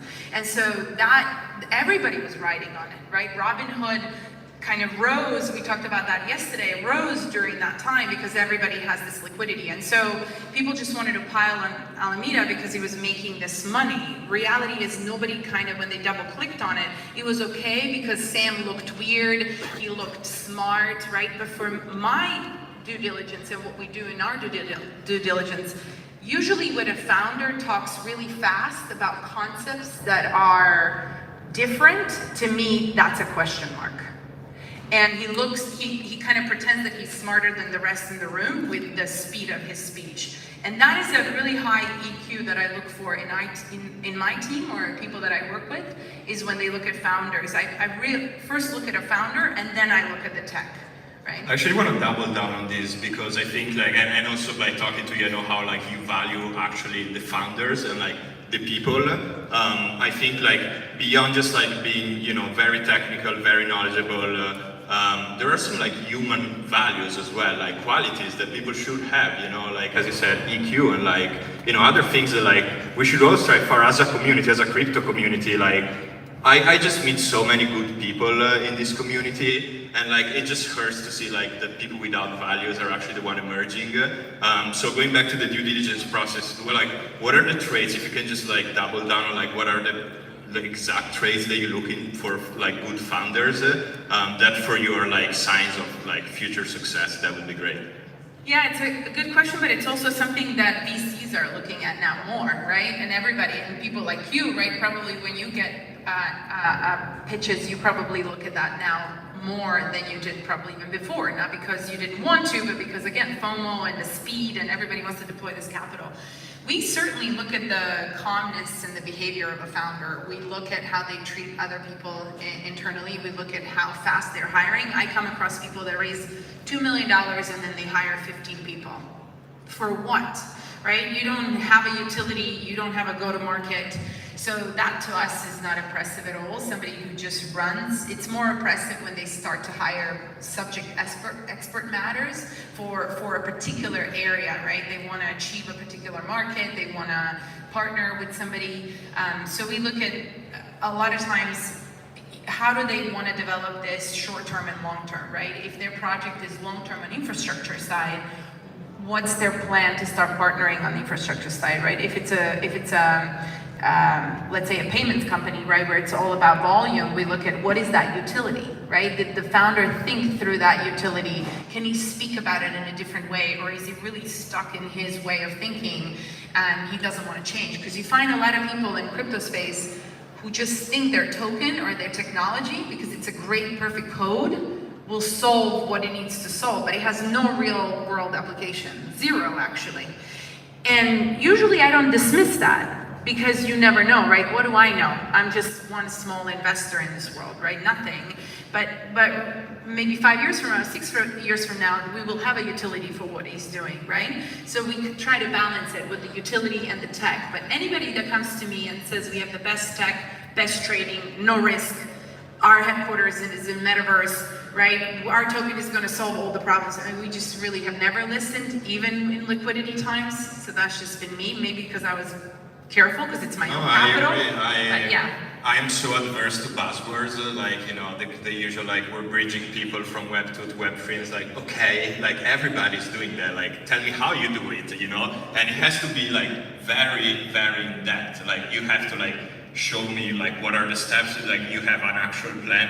It's not just something like, yeah, we have the team to do it and we'll figure it out down the road. And trust me, like, a lot of people were pitching me to me like that. And it's like, no, man, that's not how it works. Like, you have to have a master plan, because again, money's not going to be around forever. And in fact, here we are.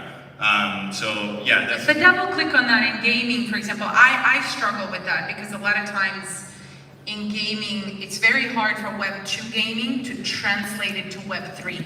And if I look at large funds like Big Craft, which is a big fund in gaming, right? They're also looking at Web3 space and saying, okay, how do we actually translate this? I do understand that in Web3, there are the gamers who are just willing to do a lot more to gain that NFT, right? Than the gamers in 2. But tell me a little bit more about that side. Well, the reality of facts with games is that they're very hard and take a lot of time to build, and that's actually clashes a little bit against like what is going on with crypto, because in crypto, like, products are shipped like every 3 to 6 months. People keep iterating, releasing features. On game developers, on the other side, they can take like 5 years to make a game. That's like something that, like, you know, for like in crypto with all this FOMO, like how fast this industry works, it's kind of against, and that's why we saw a first wave of like crypto games. They were not actually crypto games, they were just like gamified experience to farm a token, but the actual game sucked. It was not fun to play. Why? Because to design and build a game, it takes a lot of time. You have to nail the story, you have to nail the game mechanics, you have to nail the value that you're producing, and then moreover, if you're attaching a Web3 component, that's a whole different ballpark. You have to nail that. For example, I see games that are gatekeeping with like 10,000 PFP pre-product. Like you don't even have a game, you're selling NFTs for $700 for a future product that is not even there. Like the average spending for Americans on games is like $30. Like who the hell is gonna spend $700 on like something that is not even there? So like and that's why before when we were saying like now we're seeing all these different verticals, and as crypto people we have to embrace them and make sure they can organically come into the industry at their own terms. And again, I think a big portion of this is education, and that's why it's great to be at events like this, because like it's a lot going on. But maybe going back to VCs, big reason why all these, even big funds and big names didn't get it right was maybe for a lack of understanding of the space and a lack of education. So you've been in the space for a long time, you've done a lot of education. Algorand believes a lot in education. We have a whole university program, more than 40 universities in the program. We start accredited courses at the universities, even teaching about Bitcoin and Ethereum, not just Algorand, honestly. So in your opinion, Maya, like what needs to be done more? Because we keep educating and whatnot, but like I feel there needs something more that needs to be done here. So like, in your opinion, and your experience, what can we do best? Yeah, that's a difficult question, but I think it's a little bit of, if you're an investor in the room, I'd say probably reaching out to other investors and asking why they're investing in it. I mean, look, we've made also money on things that were just an easy in and out, right? But there are some investments that I know are not gonna pan out for the next 5 to 7 years either. And so, you know, if you're an investor, it's very different education than if you're a builder, right, in the space. I find a lot of enthusiastic folks who are really smart, code-wise. I find a lot of investors who want to hire on their team expert crypto or expert coders or expert blockchain or whatever that is, but reality is a lot of times that won't get you far. What will get you far is people who understand how to translate that code into a utility and how that utility is actually going to grow in the user's hands. Why is it that that user is going to want to take your product? And I believe that in the next couple of years, you'll start to see all these payments companies, actually we talked about that as well yesterday, they will all have a crypto component of some sorts, right? Particularly probably DeFi of some angle. And when you look at that, if you're an investor or builder in that space, you have to really understand why is it that they have that product? What do they get for it? What does the user get for it, right? And if you're a technical person in here, if you're building something that you think is gonna, you know, whatever, impact the world in some way, or you wanna make money in some way, then you have to understand, okay, what is my exit? If I'm trying to just launch an NFT for a few months and make a couple million bucks, cool. I mean, that's your purpose, that's what you want to do, but understand that's what you want to do, right? But I think what I've seen a lot in the space is people coming in with a lot of scammy pitches, and just know your audience, guys. Like when you're pitching, I guess whoever is building in the audience, that a lot of people have been in the space for a while, and a lot of people don't even know about me, which is great. And when they pitch, you can tell that after second, you know, after 2 minutes, and I tell them, can you pitch me your product without using the word blockchain? And they pause and say, well, what do you mean this is all blockchain?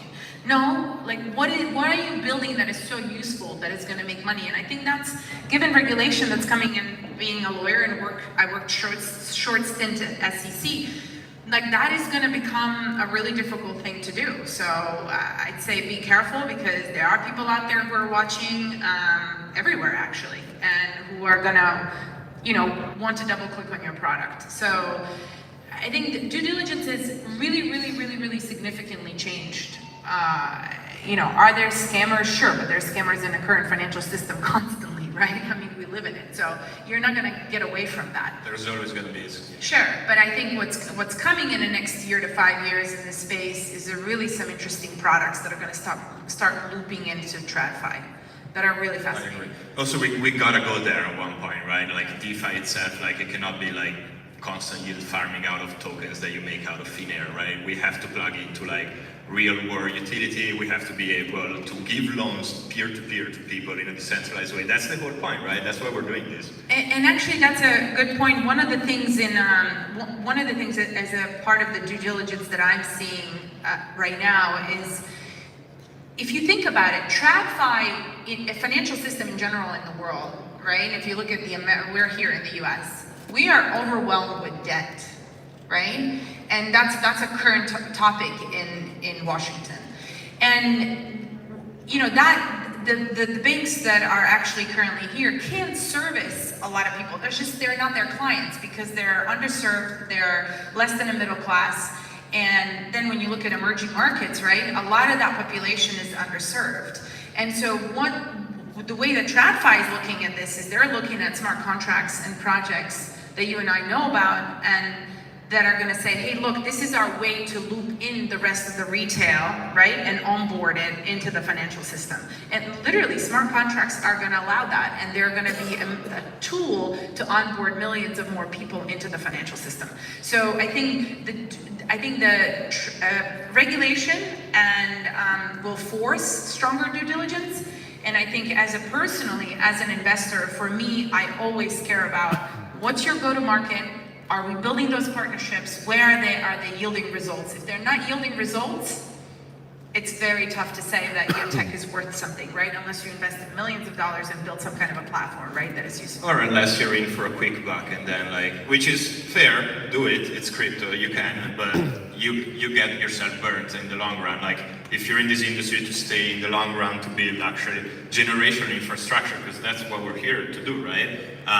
Then know that you're probably gonna survive just one cycle, and then like it's still a small community. Everybody talks, and like if you misbehave, you're burning yourself. So always try to be like a good actor in the industry and actually build something that is useful and can do good in the world overall. That's the whole point, right?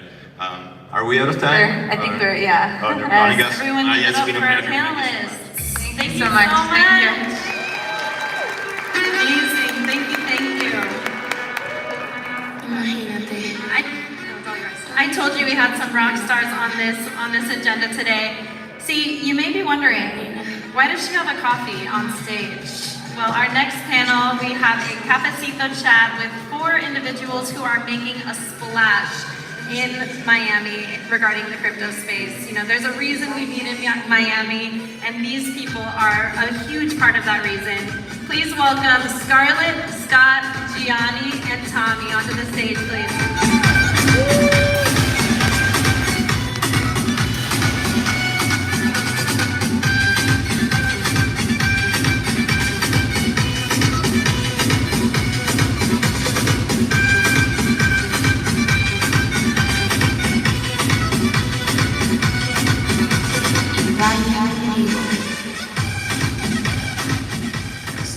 Test. Okay. Well, it wouldn't be a Cafecito talk without our Cafecito, sponsored by Coffee Hub. Thank you for providing all the coffee and the Cafecito. My name is Scott Spiegel, and today I have 3 awesome panelists who have been leading the crypto community here in South Florida since the very beginning, and even still to this day have been pushing it forward. So without further ado, I'd like to introduce my panelists. First, Scarlett Arana is a FIU and UF graduate, co-founder of the Miami blockchain startup BitBasel. Her academic background includes architecture and geospatial sciences with specialties in spatial computing, LiDAR, and blockchain. Over the past decade, she has spearheaded community initiatives across the blockchain, metaverse, space tech, and ocean tech ecosystems here in South Florida. And as a Latina woman, Scarlett's passionate about educating young women about emerging technology and guiding them on a pathway towards success. Scarlett.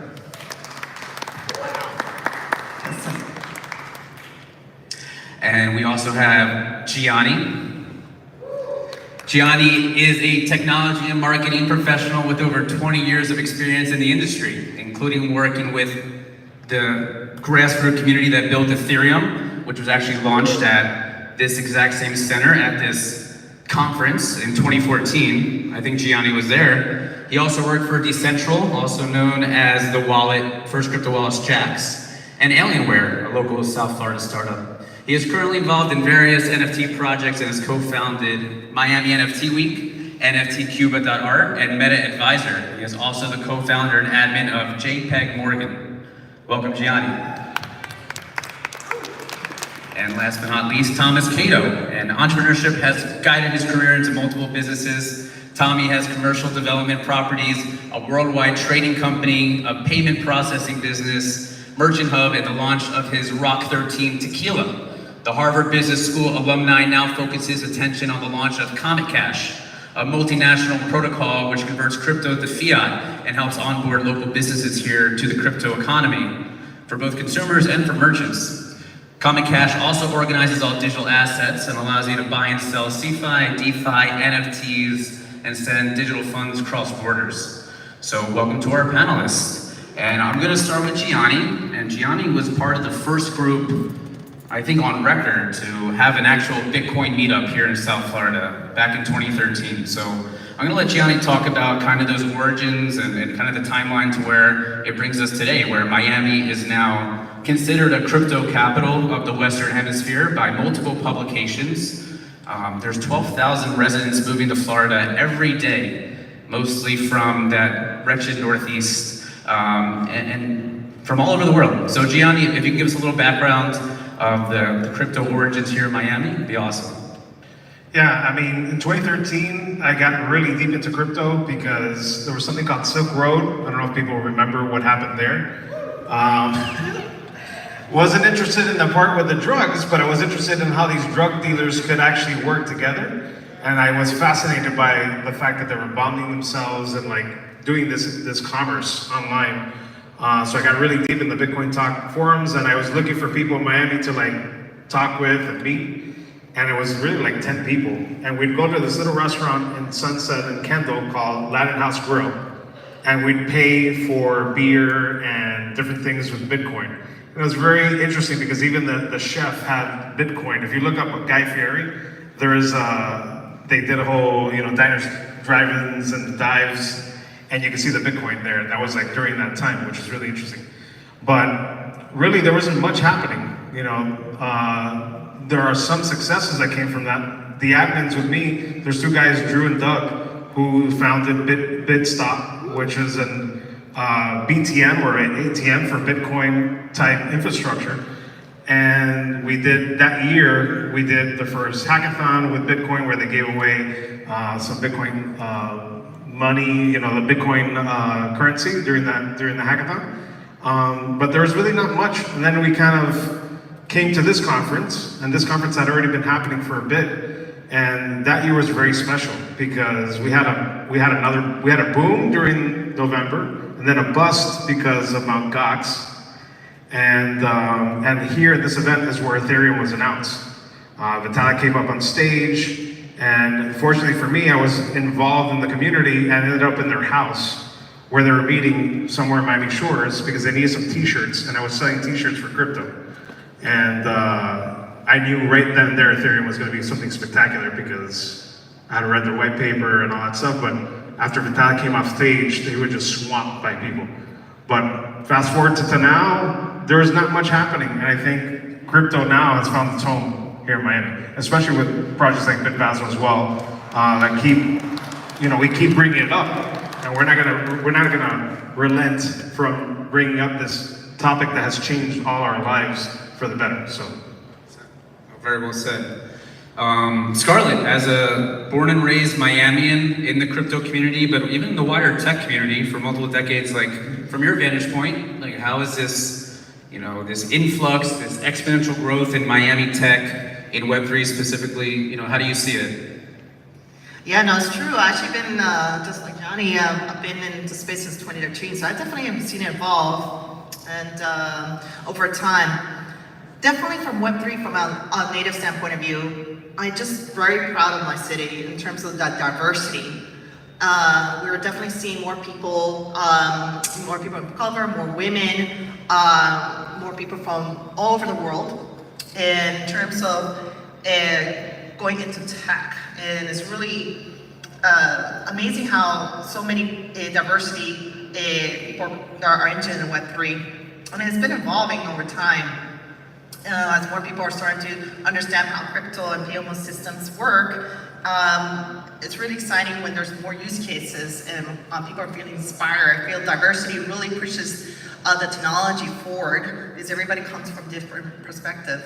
And what am I about that is because Miami is a multicultural, multi-language city. So we're not only just teaching this in English, we actually teach this in multiple languages. Because such a diversity really enriches this technology. So yeah, no, it's going to only continue and accelerate it as more people start to adopt this technology. Awesome. Tommy, you've been more on the grounds with consumers and merchants over the last couple of years with Comic Cash. You know, what's your feedback from them? Are they, you know, do they want to adopt crypto? They want to be part of this tech movement? Are they scared of it? You know, what's been your feedback? And like, what's been your Miami story as well? Well, what you're seeing from the traditional payment processing business, all of our merchants are coming to us, not all, a good amount of them saying, we have someone coming from Colombia or Spain or Ukraine, and they can pay with their credit cards, or they can use any one of their wallets and they want to pay with one of their coins without paying or worrying about the limits on the card, or because in the US they can only charge so much, or they have to use this credit card or that credit card. So they're like, why can't we just pay with crypto and pay with our crypto wallet? So you're hearing that a lot from everybody. They want to go to 11 like most people do in Miami. They want to party and buy bottles, and they're like, there's a limit on what you can spend. So I think there's a big demand for that when they come here, from renting boats to going to restaurants to going to a cabaret show. Great. No, just to, you know, add some input too. I know we started the Blockchain Center in 2018. There was a co-working space around there. And I remember we always used to say that, you know, Miami's ripe for this crypto adoption because this is the heart of Latin America.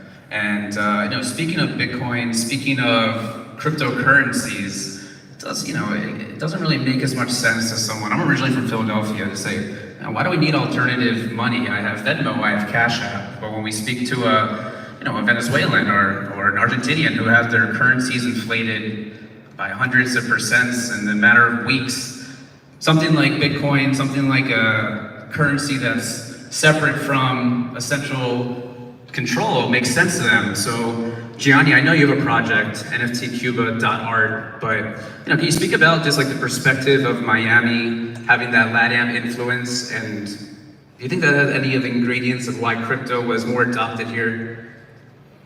I'm not sure if it's the formula, but I think, well, especially when we talk about Miami, we're like Scarlett was mentioning, it was like we're a city of immigrants. So when we had all these, I'm not going to say that word to use, but I want to hear you have to talk about who those people were that came during COVID.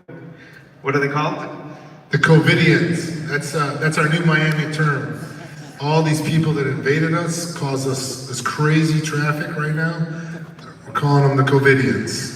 So before the COVIDians, right, like we were a city of immigrants and we continue to be a city of immigrants. So I think we're already prepared to allow friendships and opportunities and deals and things happening than other places maybe want to shutter other people, or they want to be in their own cliques. I think we're willing to bring that in, but I think the Latin American conversation is an important one. It's very meaningful for me, especially this NFT Cuba initiative. I bought an NFT from a Cuban on the island thinking that was the first NFT that had been produced.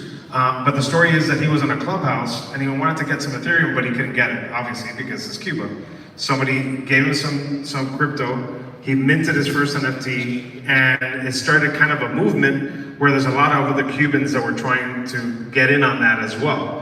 But what I like to say is, everybody here knows about crypto, about decentralization, but an NFT from a Cuban artist in Cuba, held back by the pandemic, not allowing tourism to go there to buy this art, had no recourse, right? So if you could sell a piece of an NFT to a global market, now, without the permission of anybody, they got to participate with the world market, and that's very powerful. So as a result, we had about 100 artists. We did a challenge with Cafecito. Everybody did a Cuban cafetera as a challenge. But the one thing that really resounded to me was the first artist is Paolo, and during a conversation, he said that he felt a sense of freedom because he didn't have to check with the Ministry of Culture to ask permission to create this art that could be political or about whatever he wants. And the fact that he felt a sense of freedom of doing that. And when that money goes to him, no one can take it away from him. And not for anything, there are certain marketplaces that have delisted certain Cuban artists, but even with that, the art still lives on because you can still see it in Wearable, you can still see it on the blockchain. The people who own it can still sell it and can still appreciate it. So that's a very powerful thing that, that it's bigger than just selling art or NFTs or anything like that. So it is that Latin American immigrant story. If you guys want to, touch on it from a... Yeah, absolutely. I mean, preserving the culture value through the creator economy has been a way for artists to really express themselves. And that's one of the things that you notice here in Miami, of course, the diversity of different culture and expressing your personal identity. Miami is not it's a diversity that really expressed that can be defined by art. Miami's always had a big art community. When we co-founded our startup Bitbalzo, it was during the midst of COVID in 2020. At that point, we were feeling the pain of many of the creators here in Miami, and we wanted to help them using and through the adoption of NFTs and blockchain technology. That's really helped these sparks where a lot of the artists felt, well, this is for the first time I'm able to express my artwork and have ownership of that. So we definitely have been working with a lot of one-on-one artists here in Miami to help build those diversity. That actually helped accelerate the adoption here through the creator economies with art, music, and tech and impact to help that diversity of a group of people who tells us stories. Art always is a conduit, a palatable entry point for this technology for adoption. And be mindful that Miami is the bridge to Latam, so we're unifying Americas here in Miami because of such a diversity that is present. So combining art, impact, and technology has created such a big catalyst that has been felt globally. Absolutely. And like we mentioned earlier with the COVIDians moving down here, it's because of the art and the culture of Miami. I think we were talking backstage, and that's what really sped up the process to move everybody down here. We feel like it was probably take another 10 years to happen, and with COVID, everybody was like, everything just clicked. So why are we now down in Miami? You have the arts, the culture, the food, the music. I mean, everything's down there, and we have the weather. This is our winter. I mean, everyone's here now, and they're like, this is January? It's like, yes. And I had friends tell me before, you can't live in Miami. I said, why? Because it's like Neverland? I said, what's wrong with that? Everyone wants to be like Peter Pan and live in that. Now, you see, right after COVID, they got it and they moved here. And I think with the digital move, with the blockchains and crypto, Miami's gonna lead the way. Our mayor wants it, Suarez wants us to move forward. And most of us down here are all about crypto and opening it up to South and Central America and the rest of the world. Can't see that time. I have a couple more questions. Oh, we got time. Got a lot of time. So yeah, bringing back to Mayor Suarez. He always says, and this COVID acceleration, Miami is it's not just a moment, it's a movement. And it's great optimism, but I kind of want to ask a tough question, and let's say you're sitting from the perspective of, maybe someone freezing cold right now in the Northeast, a little bitter, but what's the bear case for Miami? If someone's saying, hey, Miami's just all hype, just like that crypto bubble. I don't think Miami's in a bear market. I haven't seen the stats, but what are their arguments? Can you steelman that argument? I know it's tough. I know we all love it. We don't want to be booed. But what could be a bear case for this Miami movement? Well, if you look at just the real estate market, from that market, everyone said everyone went to Miami and Austin. Austin housing market is down 12% right now. Miami's the same. Miami, it's its own mix because we have Central, South America, we have Europe. we're not affected like the rest of the United States are. We are our own market. So when everyone's like, well, is the market going down here, is housing? They might not sell as fast, but people are not letting them go, and the price is not going up. We're staying where we are, and we're gonna keep climbing steady, and if you compare that to all the other states that boomed the last 2.5 years, we're the only one that's holding still, and there's a reason for that. All of technology is moving down to Miami. Citadel just moved down here. I mean, you see everyone, Goldman's down here, JP Morgan moved their headquarters. Jamie Dimon moved himself here. So, Carl Icahn's here. So you got the financial networks, SoftBank moved their offices here. So you have technology, you have financial, and then you got the music, the culture, and the arts. And that's what's really keeping everybody down here, is the culture and the arts. A lot of strong fundamentals bringing people down here. But anyone, can you guys see a pathway where Miami, like, hey guys, remember during COVID where Miami brought everyone down here, and now look at it, we're in 2030 and Miami's halfway underwater. No, it's not. But Johnny, Scarlett, any thoughts there? I'm personally really optimistic, as I've always been, but there's the question with real estate and the movement of people here, and Scarlett will bring that up in a second as well, because we were talking about it in the backstage, but my fear is that, actually, taking it back to 2014, 2015, you go to a meetup, everybody's from Miami. You go to a meetup today and you say, who's from Miami? And there's like 5 people and the 30 others are from other parts of the United States, which is fantastic. We're used to that. It's a melting pot. But my fear is that, what made Miami, Miami will kind of have to leave because it's not affordable or it's not, but during Miami NFT Week, I got interviewed and they were asking me, well, what about all these tech people coming? Isn't it going to displace everybody? And I go, yes, but it's not just, we love Mayor Francis. It's the city of Miami. The city of Miami is this big. We have the county, which goes all the way from Homestead up to like Aventura. So I think there's a huge opportunity for us to explore moving in other places, and maybe Homestead becomes another interesting hub, or Hialeah becomes an interesting hub. So I'm optimistic, even though there are definitely dangers and things that could happen. Yeah, no, that's a very good question. From a local standpoint of view, I had to explain to my 94-year-old grandma, who doesn't speak English, what's going on in Miami, why is my rents is going high. So this is a problem from the local standpoint of view, where we want to be more inclusive and also be part of the movements, and really putting our efforts to be inclusive to the local standpoint, where job opportunity and job training is also being including the locals who are here, who are bringing the arts and their culture, because again, that diversity is really going to help unify the Americas, and as well as bring more new talent into that industry. So really talk to the locals and find their pain points and actually teach them blockchain. We're all here to become better global citizens, to actually help empower a decentralized community. If you're in the space, we are the decentralized nation.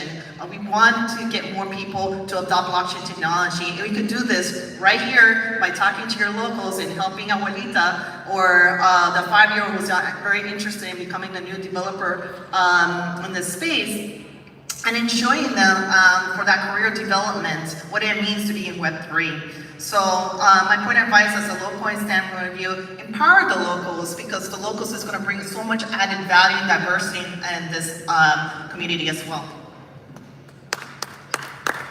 Very well said. So, on the other side, I think you guys hit on a couple points, but I was going to ask, what is success of the Miami Tech movement, the Miami Web3 movement, maybe a subsection of that, look like? So maybe in 10 years from now, looking back, what does success look like to you? Is it to having, the most companies down here, creating the most jobs, creating the most equity? What's your vision of success for the Miami Tech movement? That's a hard one. I would love to continue seeing talent stay here, right? And that's something that you have students from Miami-Dade, from FIU, from UM, and when all my very intellectual academic friends would go to school and then leave, right? They're going to California, they're going to New York, they're getting jobs in other places. And so I think the success is helping our higher education in South Florida to find these programs that are the future, especially we have all played with ChatGPT and AI. What's going to happen in the future? Like, you know, we have to think about what that future holds, and education will have to evolve to adapt to those things. But if people can stay here and be able to work here, I think it would be cool. But it's very strange because even while I'm thinking about it, I'm like contradicting my own mind, thinking, well, I can work from anywhere now, so why would I come to Miami? Maybe it's to hang out in Neverland, right? Exactly. I think, like you said, where are we going from here? Look at the universities. You said they're going to California. If you're not going to an Ivy League school because for whatever reason you wanted to be an MIT, you're going to FIU. You're going to University of Miami. You're coming to school in Miami because your network of people and your job opportunities when you graduate are all going to be corporately based here. So Miami is going to be that tech hub, and getting to these universities might have been a little easier before, but I think 10 years from now, where you're going with this, it's going to be very difficult because everyone's going to want to be here because the relationships are here. The smarter professors are all moving here. They're like, why not live that quality of life?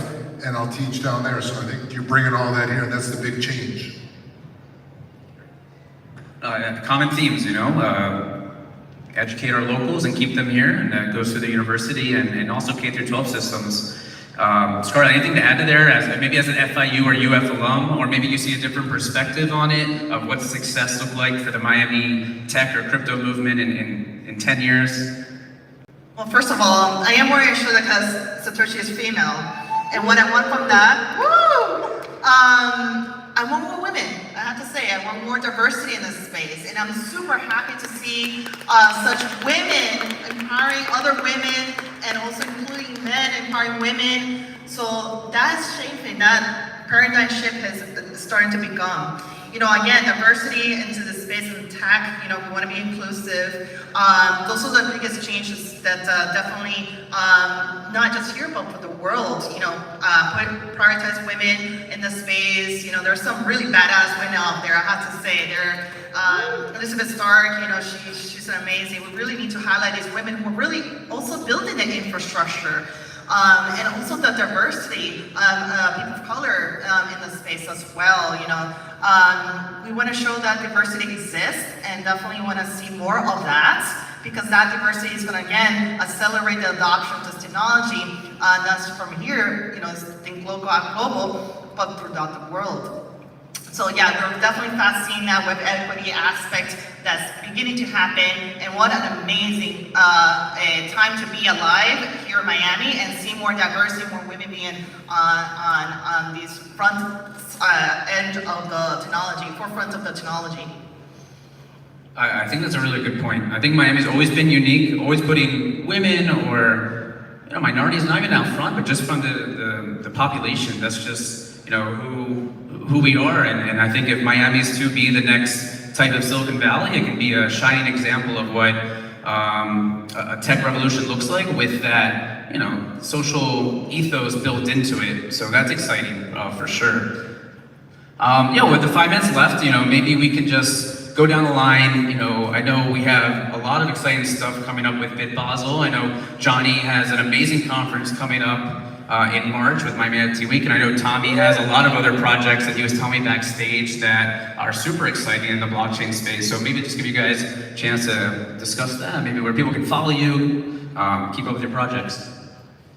I guess I'll start. So yeah, Miami NFT Week is this story, the same story, right? Like working and connecting. What other place in the world can you reach out to the city of Miami and say you have this idea for a conference called Miami NFT Week, because it was an idea when I went to the Bitcoin conference where they weren't allowing you to talk to about NFTs or other cryptos, and I thought that would be cool to do something during that time, and I was just pitching it to them to like, what can we do together? And they introduced me to two partners, my friend, now my friend and sometimes mentor Ted Lucas and Eric LaPaglia, and they helped me bring this thing to reality, and within 9 weeks we produced this conference called Miami NFT Week, which was last year, and we kicked off Miami Tech Month with the mayor, We had about 5,000 people show up. We had Mark Cuban, Grant Cardone speak. We had 250 speakers, and it was really successful. But the key aspect of that conference was it looked like Miami, and it felt like Miami, right? And it had the diversity of females and people of color, and all the different walks of life. It felt like Miami, and we're doing it again this year. It'll be March 31st, 1st, and 2nd. We already have about 57 speakers on the website. There's a slew of others. 58. 58, okay. You're more than welcome, but yes, 58. So yeah, we're really excited of bringing that back to fruition and continue to explore these things with great content, great speakers, and we'll be focusing on other utilities of NFTs like music, gaming, and sports, as well as we have one panel with Latin American speakers, and we'll have 5 or 6 different panels talking about Venezuela and Cuba and 305, so we're gonna have a lot of great things. Thank you.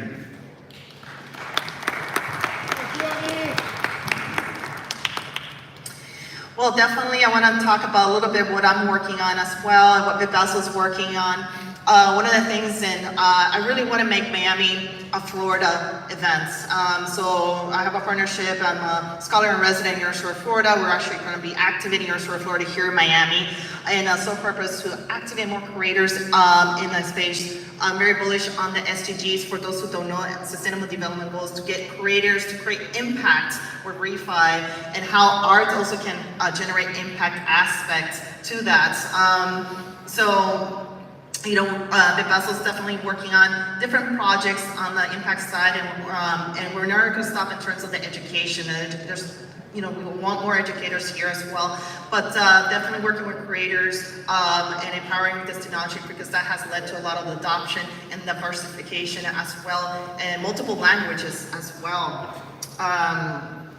To explain such a complex projects, but we're gonna definitely have a big announcement on Friday, so I definitely encourage everybody to come here. I would say it's gonna shift, going to be another paradigm shift of unifying other communities into the sector. That's going to be very equally important, and in terms of accelerating some of this technology, where Web3 it's going to be heading, where it is heading, but we're going to get more people into the space, where there's creators and other innovation that was going to also lead to Industry 4.0. So we really are pushing the boundary of what is possible and how the adoption is going to happen. And part of that is including everybody here. It's doing your part to educating your fellow peers and really going out there to showing the use cases and building as well. Very nice. So what we're trying to do is enable Bebazo and everyone else that wants to use the most popular dApps to be able to exchange with each other, go to a merchant, like rent a boat, buy a pair of shoes, or send money back to Brazil. We are going to enable, we already have about 400,000 merchants that are already going to be activated towards the third quarter. So those merchants will have their consumers using it. So if there's someone that lives in Miami, they want to send money back to Mexico, they can do it without paying any crazy fees and worrying about having a bank account or any of those things. And we're just going to enable all the other most popular dApps in ours. We're just building a foundation for them to do what they do best, and giving access to everybody in most of the countries, starting US, most of South America, Georgia, India. Well, that's very exciting. It's going to be a very eventful 2023 here in Miami, Florida, the crypto capital of the world, not just the Western Hemisphere. Dale. We're taking over the world, Dale. And thank you guys all, and be sure to be at Miami NFT Week in a few months, at all the Bebazo events. Spend your money at the Comic Cash stores that are accepting it here locally, and thanks for listening to our panel. All right, make some noise for the panel!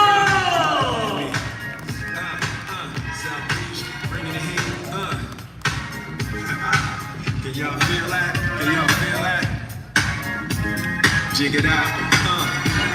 Here I am in the place where all right, you guys. Still a lot of more content to come. Don't forget, we're having the after party today. I love to see all the networking going on out on the mezzanine. Radimus keeping it going on the controls, keeping that energy up, you know. We're learning a lot. We gotta keep that energy up and rocking. All right, so our next speaker, I want to bring him up right now, Ryan Kuehl from Polygon Labs. One of my favorite blockchains, going to talk a lot about social media and all the partnerships and memberships they're doing. Come on up here, Ryan.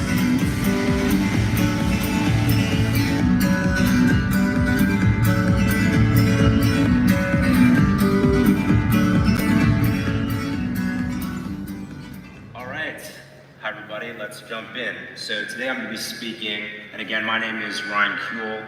I am the partnerships lead for entertainment partnerships at Polygon Labs, and today we're going to be talking about Web3 for membership and loyalty rewards programs, also an opportunity for mass adoption of blockchain. So just a quick executive summary before we jump in. We're going to talk about what are loyalty rewards programs. They've been around for a while. What are they? Then we're going to talk about some current pain points in the industry. What are the problems that need to be solved? Then we're going to talk about why blockchain, why Polygon, how this works, what it looks like in the wild, and then a couple future predictions for you to take away. So first, what are loyalty rewards? So a loyalty program is really just a marketing tool. It's used to encourage customers to increase consumption of a service or product. So why loyalty? Well, according to Nielsen's research, people are going to spend more and they want to choose a retailer that has a loyalty program that rewards you for spending money there.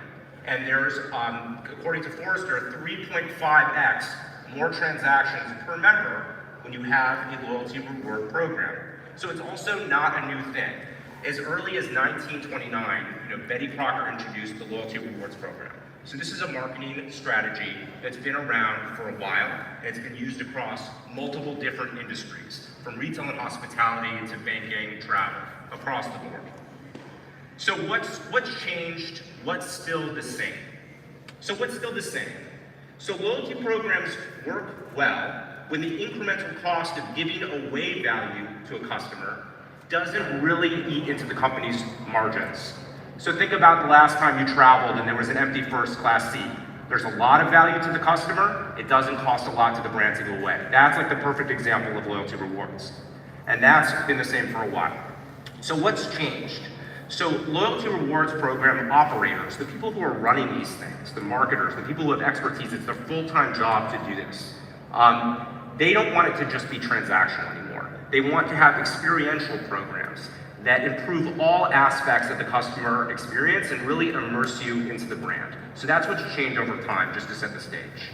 Now let's talk about some of the pain points that are faced today before we talk about the why blockchain. We have to understand what's affecting the industry so that we can come in with solutions that happen to be enabled by blockchain. And I think that framing is really important if we want to drive mass adoption of this technology. We have to understand the pain point in the industry, and then we understand the superpowers of blockchain, connect them to the problem. So that's a really useful way to frame these type of things. So first of all, we're going to go into each one. Customer acquisition costs are up. That's CAC for any paid media marketers out there in the room or online. And return on ad spend, or ROAS, is down. There's a lack of program engagement. So less than 20% of people are actually redeeming their rewards. People belong to a lot of different programs, they're just not redeeming their rewards. Third problem, giving away free products eats into the margins. So let's say you bought a pair of Nike shoes and they gave you a pair of Nike shoes. That'd be a great loyalty program for the consumer, but it's not necessarily a profitable loyalty program. So you want to think about your loyalty margin. And then partnerships are manual. So multi-company partnerships, if you have an airline that gives you a discount on car rentals, to set that up is manual, and the tech lift with different APIs for any of the engineers in the room, it can be a heavy and time-consuming and expensive lift. And how do you measure ROI from creator marketing? So let's say you have a YouTube ad for a beer company, for Heineken. How do you measure the ROI of that branded content ad when a person goes to Costco and then buys Heineken at Costco or at BJ's? It's difficult to do. So these are some of the pain points in the industry. And again, it's harder to personalize ads. Why is that happening if people are asking? Because of web cookie deprecation. That's just a trend in the industry. And then Apple's iOS policies are changing. So for any marketers in the room, you're feeling this pain right now. It's difficult to personalize ads at scale to prospect people into your loyalty program. Second, there's just a lack of program engagement. So people don't redeem their rewards. We've talked about that. People belong to a lot of programs. Sometimes I bet you're all in programs you don't even know you're in a loyalty program. Maybe you signed up at one point to get something for free. Giving away free products eats into margins. I think that's pretty self-explanatory. How do you find that balance? That's the perpetual challenge for anyone in the loyalty world. And again, heavy tech lift, a lot of manual work to get those multi-company partnerships, and hard to measure ROI for creator marketing. Okay, so now we have established the pain points that loyalty marketers face. And we've established the value proposition of loyalty rewards gets people to transact more people choose retailers that have them. So let's take the next step and talk about solutions. But we're talking about specifically the superpowers of Web3 and blockchain-based solutions. So first of all, when you have a shared data layer, partnerships, multi-company partnerships are simple and limitless because you have an open standard for stacking rewards. So let's say you have, I'm going to bring this to life, and I'm going to do this with a couple different examples because that can sound like jargon, but it actually makes a ton of sense when you think about it from a marketer's perspective. Let's say you have a diamond medallion status on an airline that's an NFT, and a new e-commerce luggage company opens today. They just literally opened today. They can accept that NFT at a Shopify store through token-gated commerce and give you, let's say with the purchase of one piece of luggage, a free carry-on or 25% off without talking to the airline. So we talk about things being permissionless. In Web3, this is a permissionless partnership. And when you have multi-company commerce, multiplayer commerce, that's actually like a really powerful marketing strategy. That's an aha moment. So as we bring brands into this represents one of the superpowers of blockchain. We're able to stack value on your program to prospect people in without eating share margins through a shared data layer. What's the shared data layer? Blockchain. Okay, let's talk about the second thing. Let's talk about adding value without eating to the margins through a secondary market.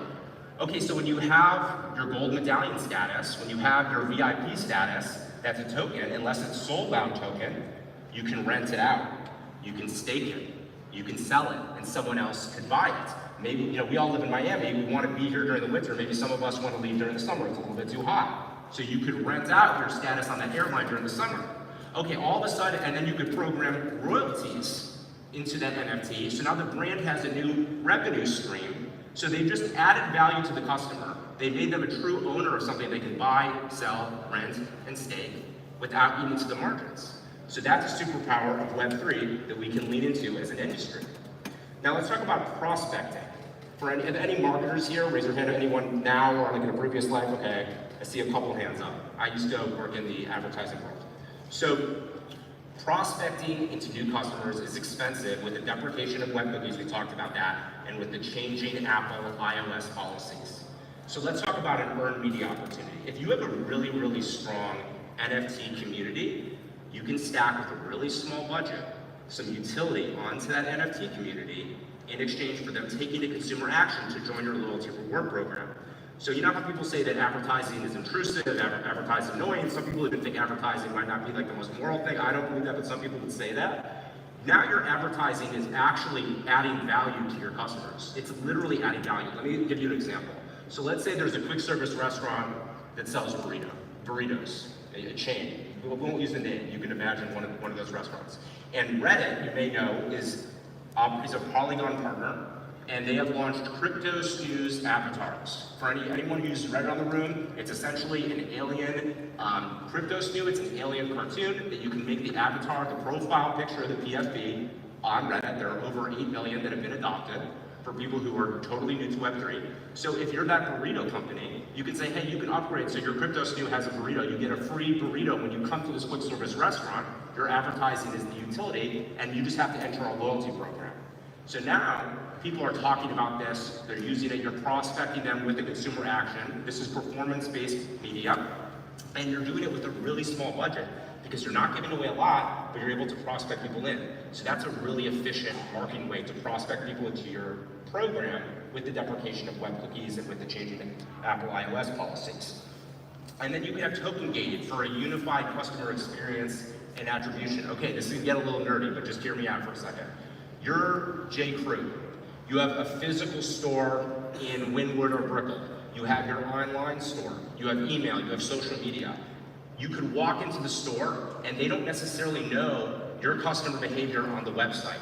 They don't have a 360 view. I'm not trying to criticize J. Crew, but it's just really hard for a brand to have a 360 view of their customer because all of this data is siloed. So there's this entire industry of customer data platforms that try to do identity resolution, and you pay a lot of money for these solutions. You know, Telium, Silent Data, et cetera, et cetera. There's a lot of great solutions out there. LiveRamp, unify that data to give brands a 360 view of their customer. Well, with token-gated commerce, you can accept an NFT in the e-commerce store. You can accept it at the physical location. And now, through token gating, through that shared data layer, you can have a unified view, and you can actually do perfect attribution, talking about the issue of creator commerce. So a creator could share some sort of coupon. Creator has been like an Instagram influencer, let's say. Could share, hey, there's a discount in this burrito store, and through token gated commerce, you can attribute the sale back to them 6 months later. That's really hard to do today, and that's enabled by token gated commerce. So again, I'm going to walk through for the sake of time really quickly, just to refresh these examples so you can take this away with you. NFTs create a secondary market for loyalty, which allows customers to transfer, rent, and sell status. So you can imagine a sports league, maybe like the NBA, having VIP tickets that you could rent out and sell and stake. That's really powerful to be able to do, whether through membership or loyalty. And then you could program royalties onto that so the brand has a new revenue stream that didn't exist before. Additionally, you could program so that that revenue stream from the royalties could be given back to the customer. So you can set it up in all sorts of different ways. You can program the royalties to continue to add utility and pay for your marketing budget. So there's a lot of creative ways to approach this if you're thinking like a marketer or like a loyalty rewards operator here. And again, just for the sake of time, cookies are going away. We need to be able to future-proof the journey. So your wallet will be your commerce hub, your crypto wallet will be your commerce hub. And then why Polygon? I'm going to go really quickly right here. You inherit the security and decentralization of Ethereum. We have a robust partner ecosystem. I talked a little bit about Reddit, Meta, Starbucks, Disney, etc., Nike. We're bringing and helping usher in these innovative brands into Web3 by translating the opportunities and connecting the opportunities to some of these challenges, and then coming up with innovative solutions that the whole industry, we hope, will move forward with these things. And then, of course, faster, lower gas fees, and the expertise from our team at Polygon Labs, the team that's advancing the Polygon ecosystem.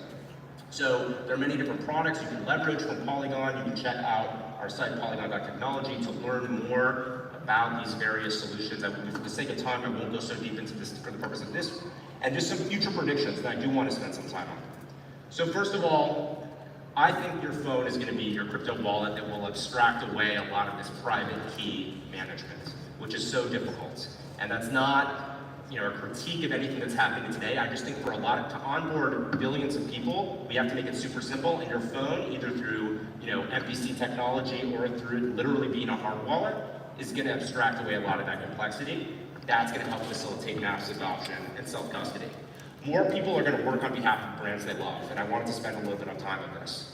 If you are a brand, when we talk about immersion, moving from transaction to immersion, the most powerful thing you can do is make your customer an owner of the brand. And you could do that by setting up a DAO, which is really just a club or a digital co-op. So imagine you're a company with a corporate social responsibility arm that donates X amount of dollars per year to charity. What about if your most loyal customers get to be part of a DAO and vote through the governance of the DAO of what charity to donate that money for in corporate social responsibility? That would be really cool.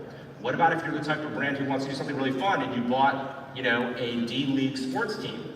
And then you see some of these examples with DAO, so now your community is actually able to govern the sports team and pick who's going to be the starters and the color of the jersey and whatnot. There's a lot of fun opportunities there, and fun and entertainment can be part of the superpowers of Web3 as well. And the third thing I think it's really important to consider within the industry today is that digital identity is going to go on chain. You can check out Polygon ID to learn more, but this isn't just about commerce. When we think about countries all around the world that want to technologically leapfrog, you're going to be able to use your blockchain-based digital identity to access government services while still having that control of your privacy. So these are some predictions. Appreciate your time today. You can follow me at Ryan, KUHL, to learn more. I've shared a mega thread about this entire topic with the deck, and I welcome you to engage on Twitter to chat more there. Thanks so much.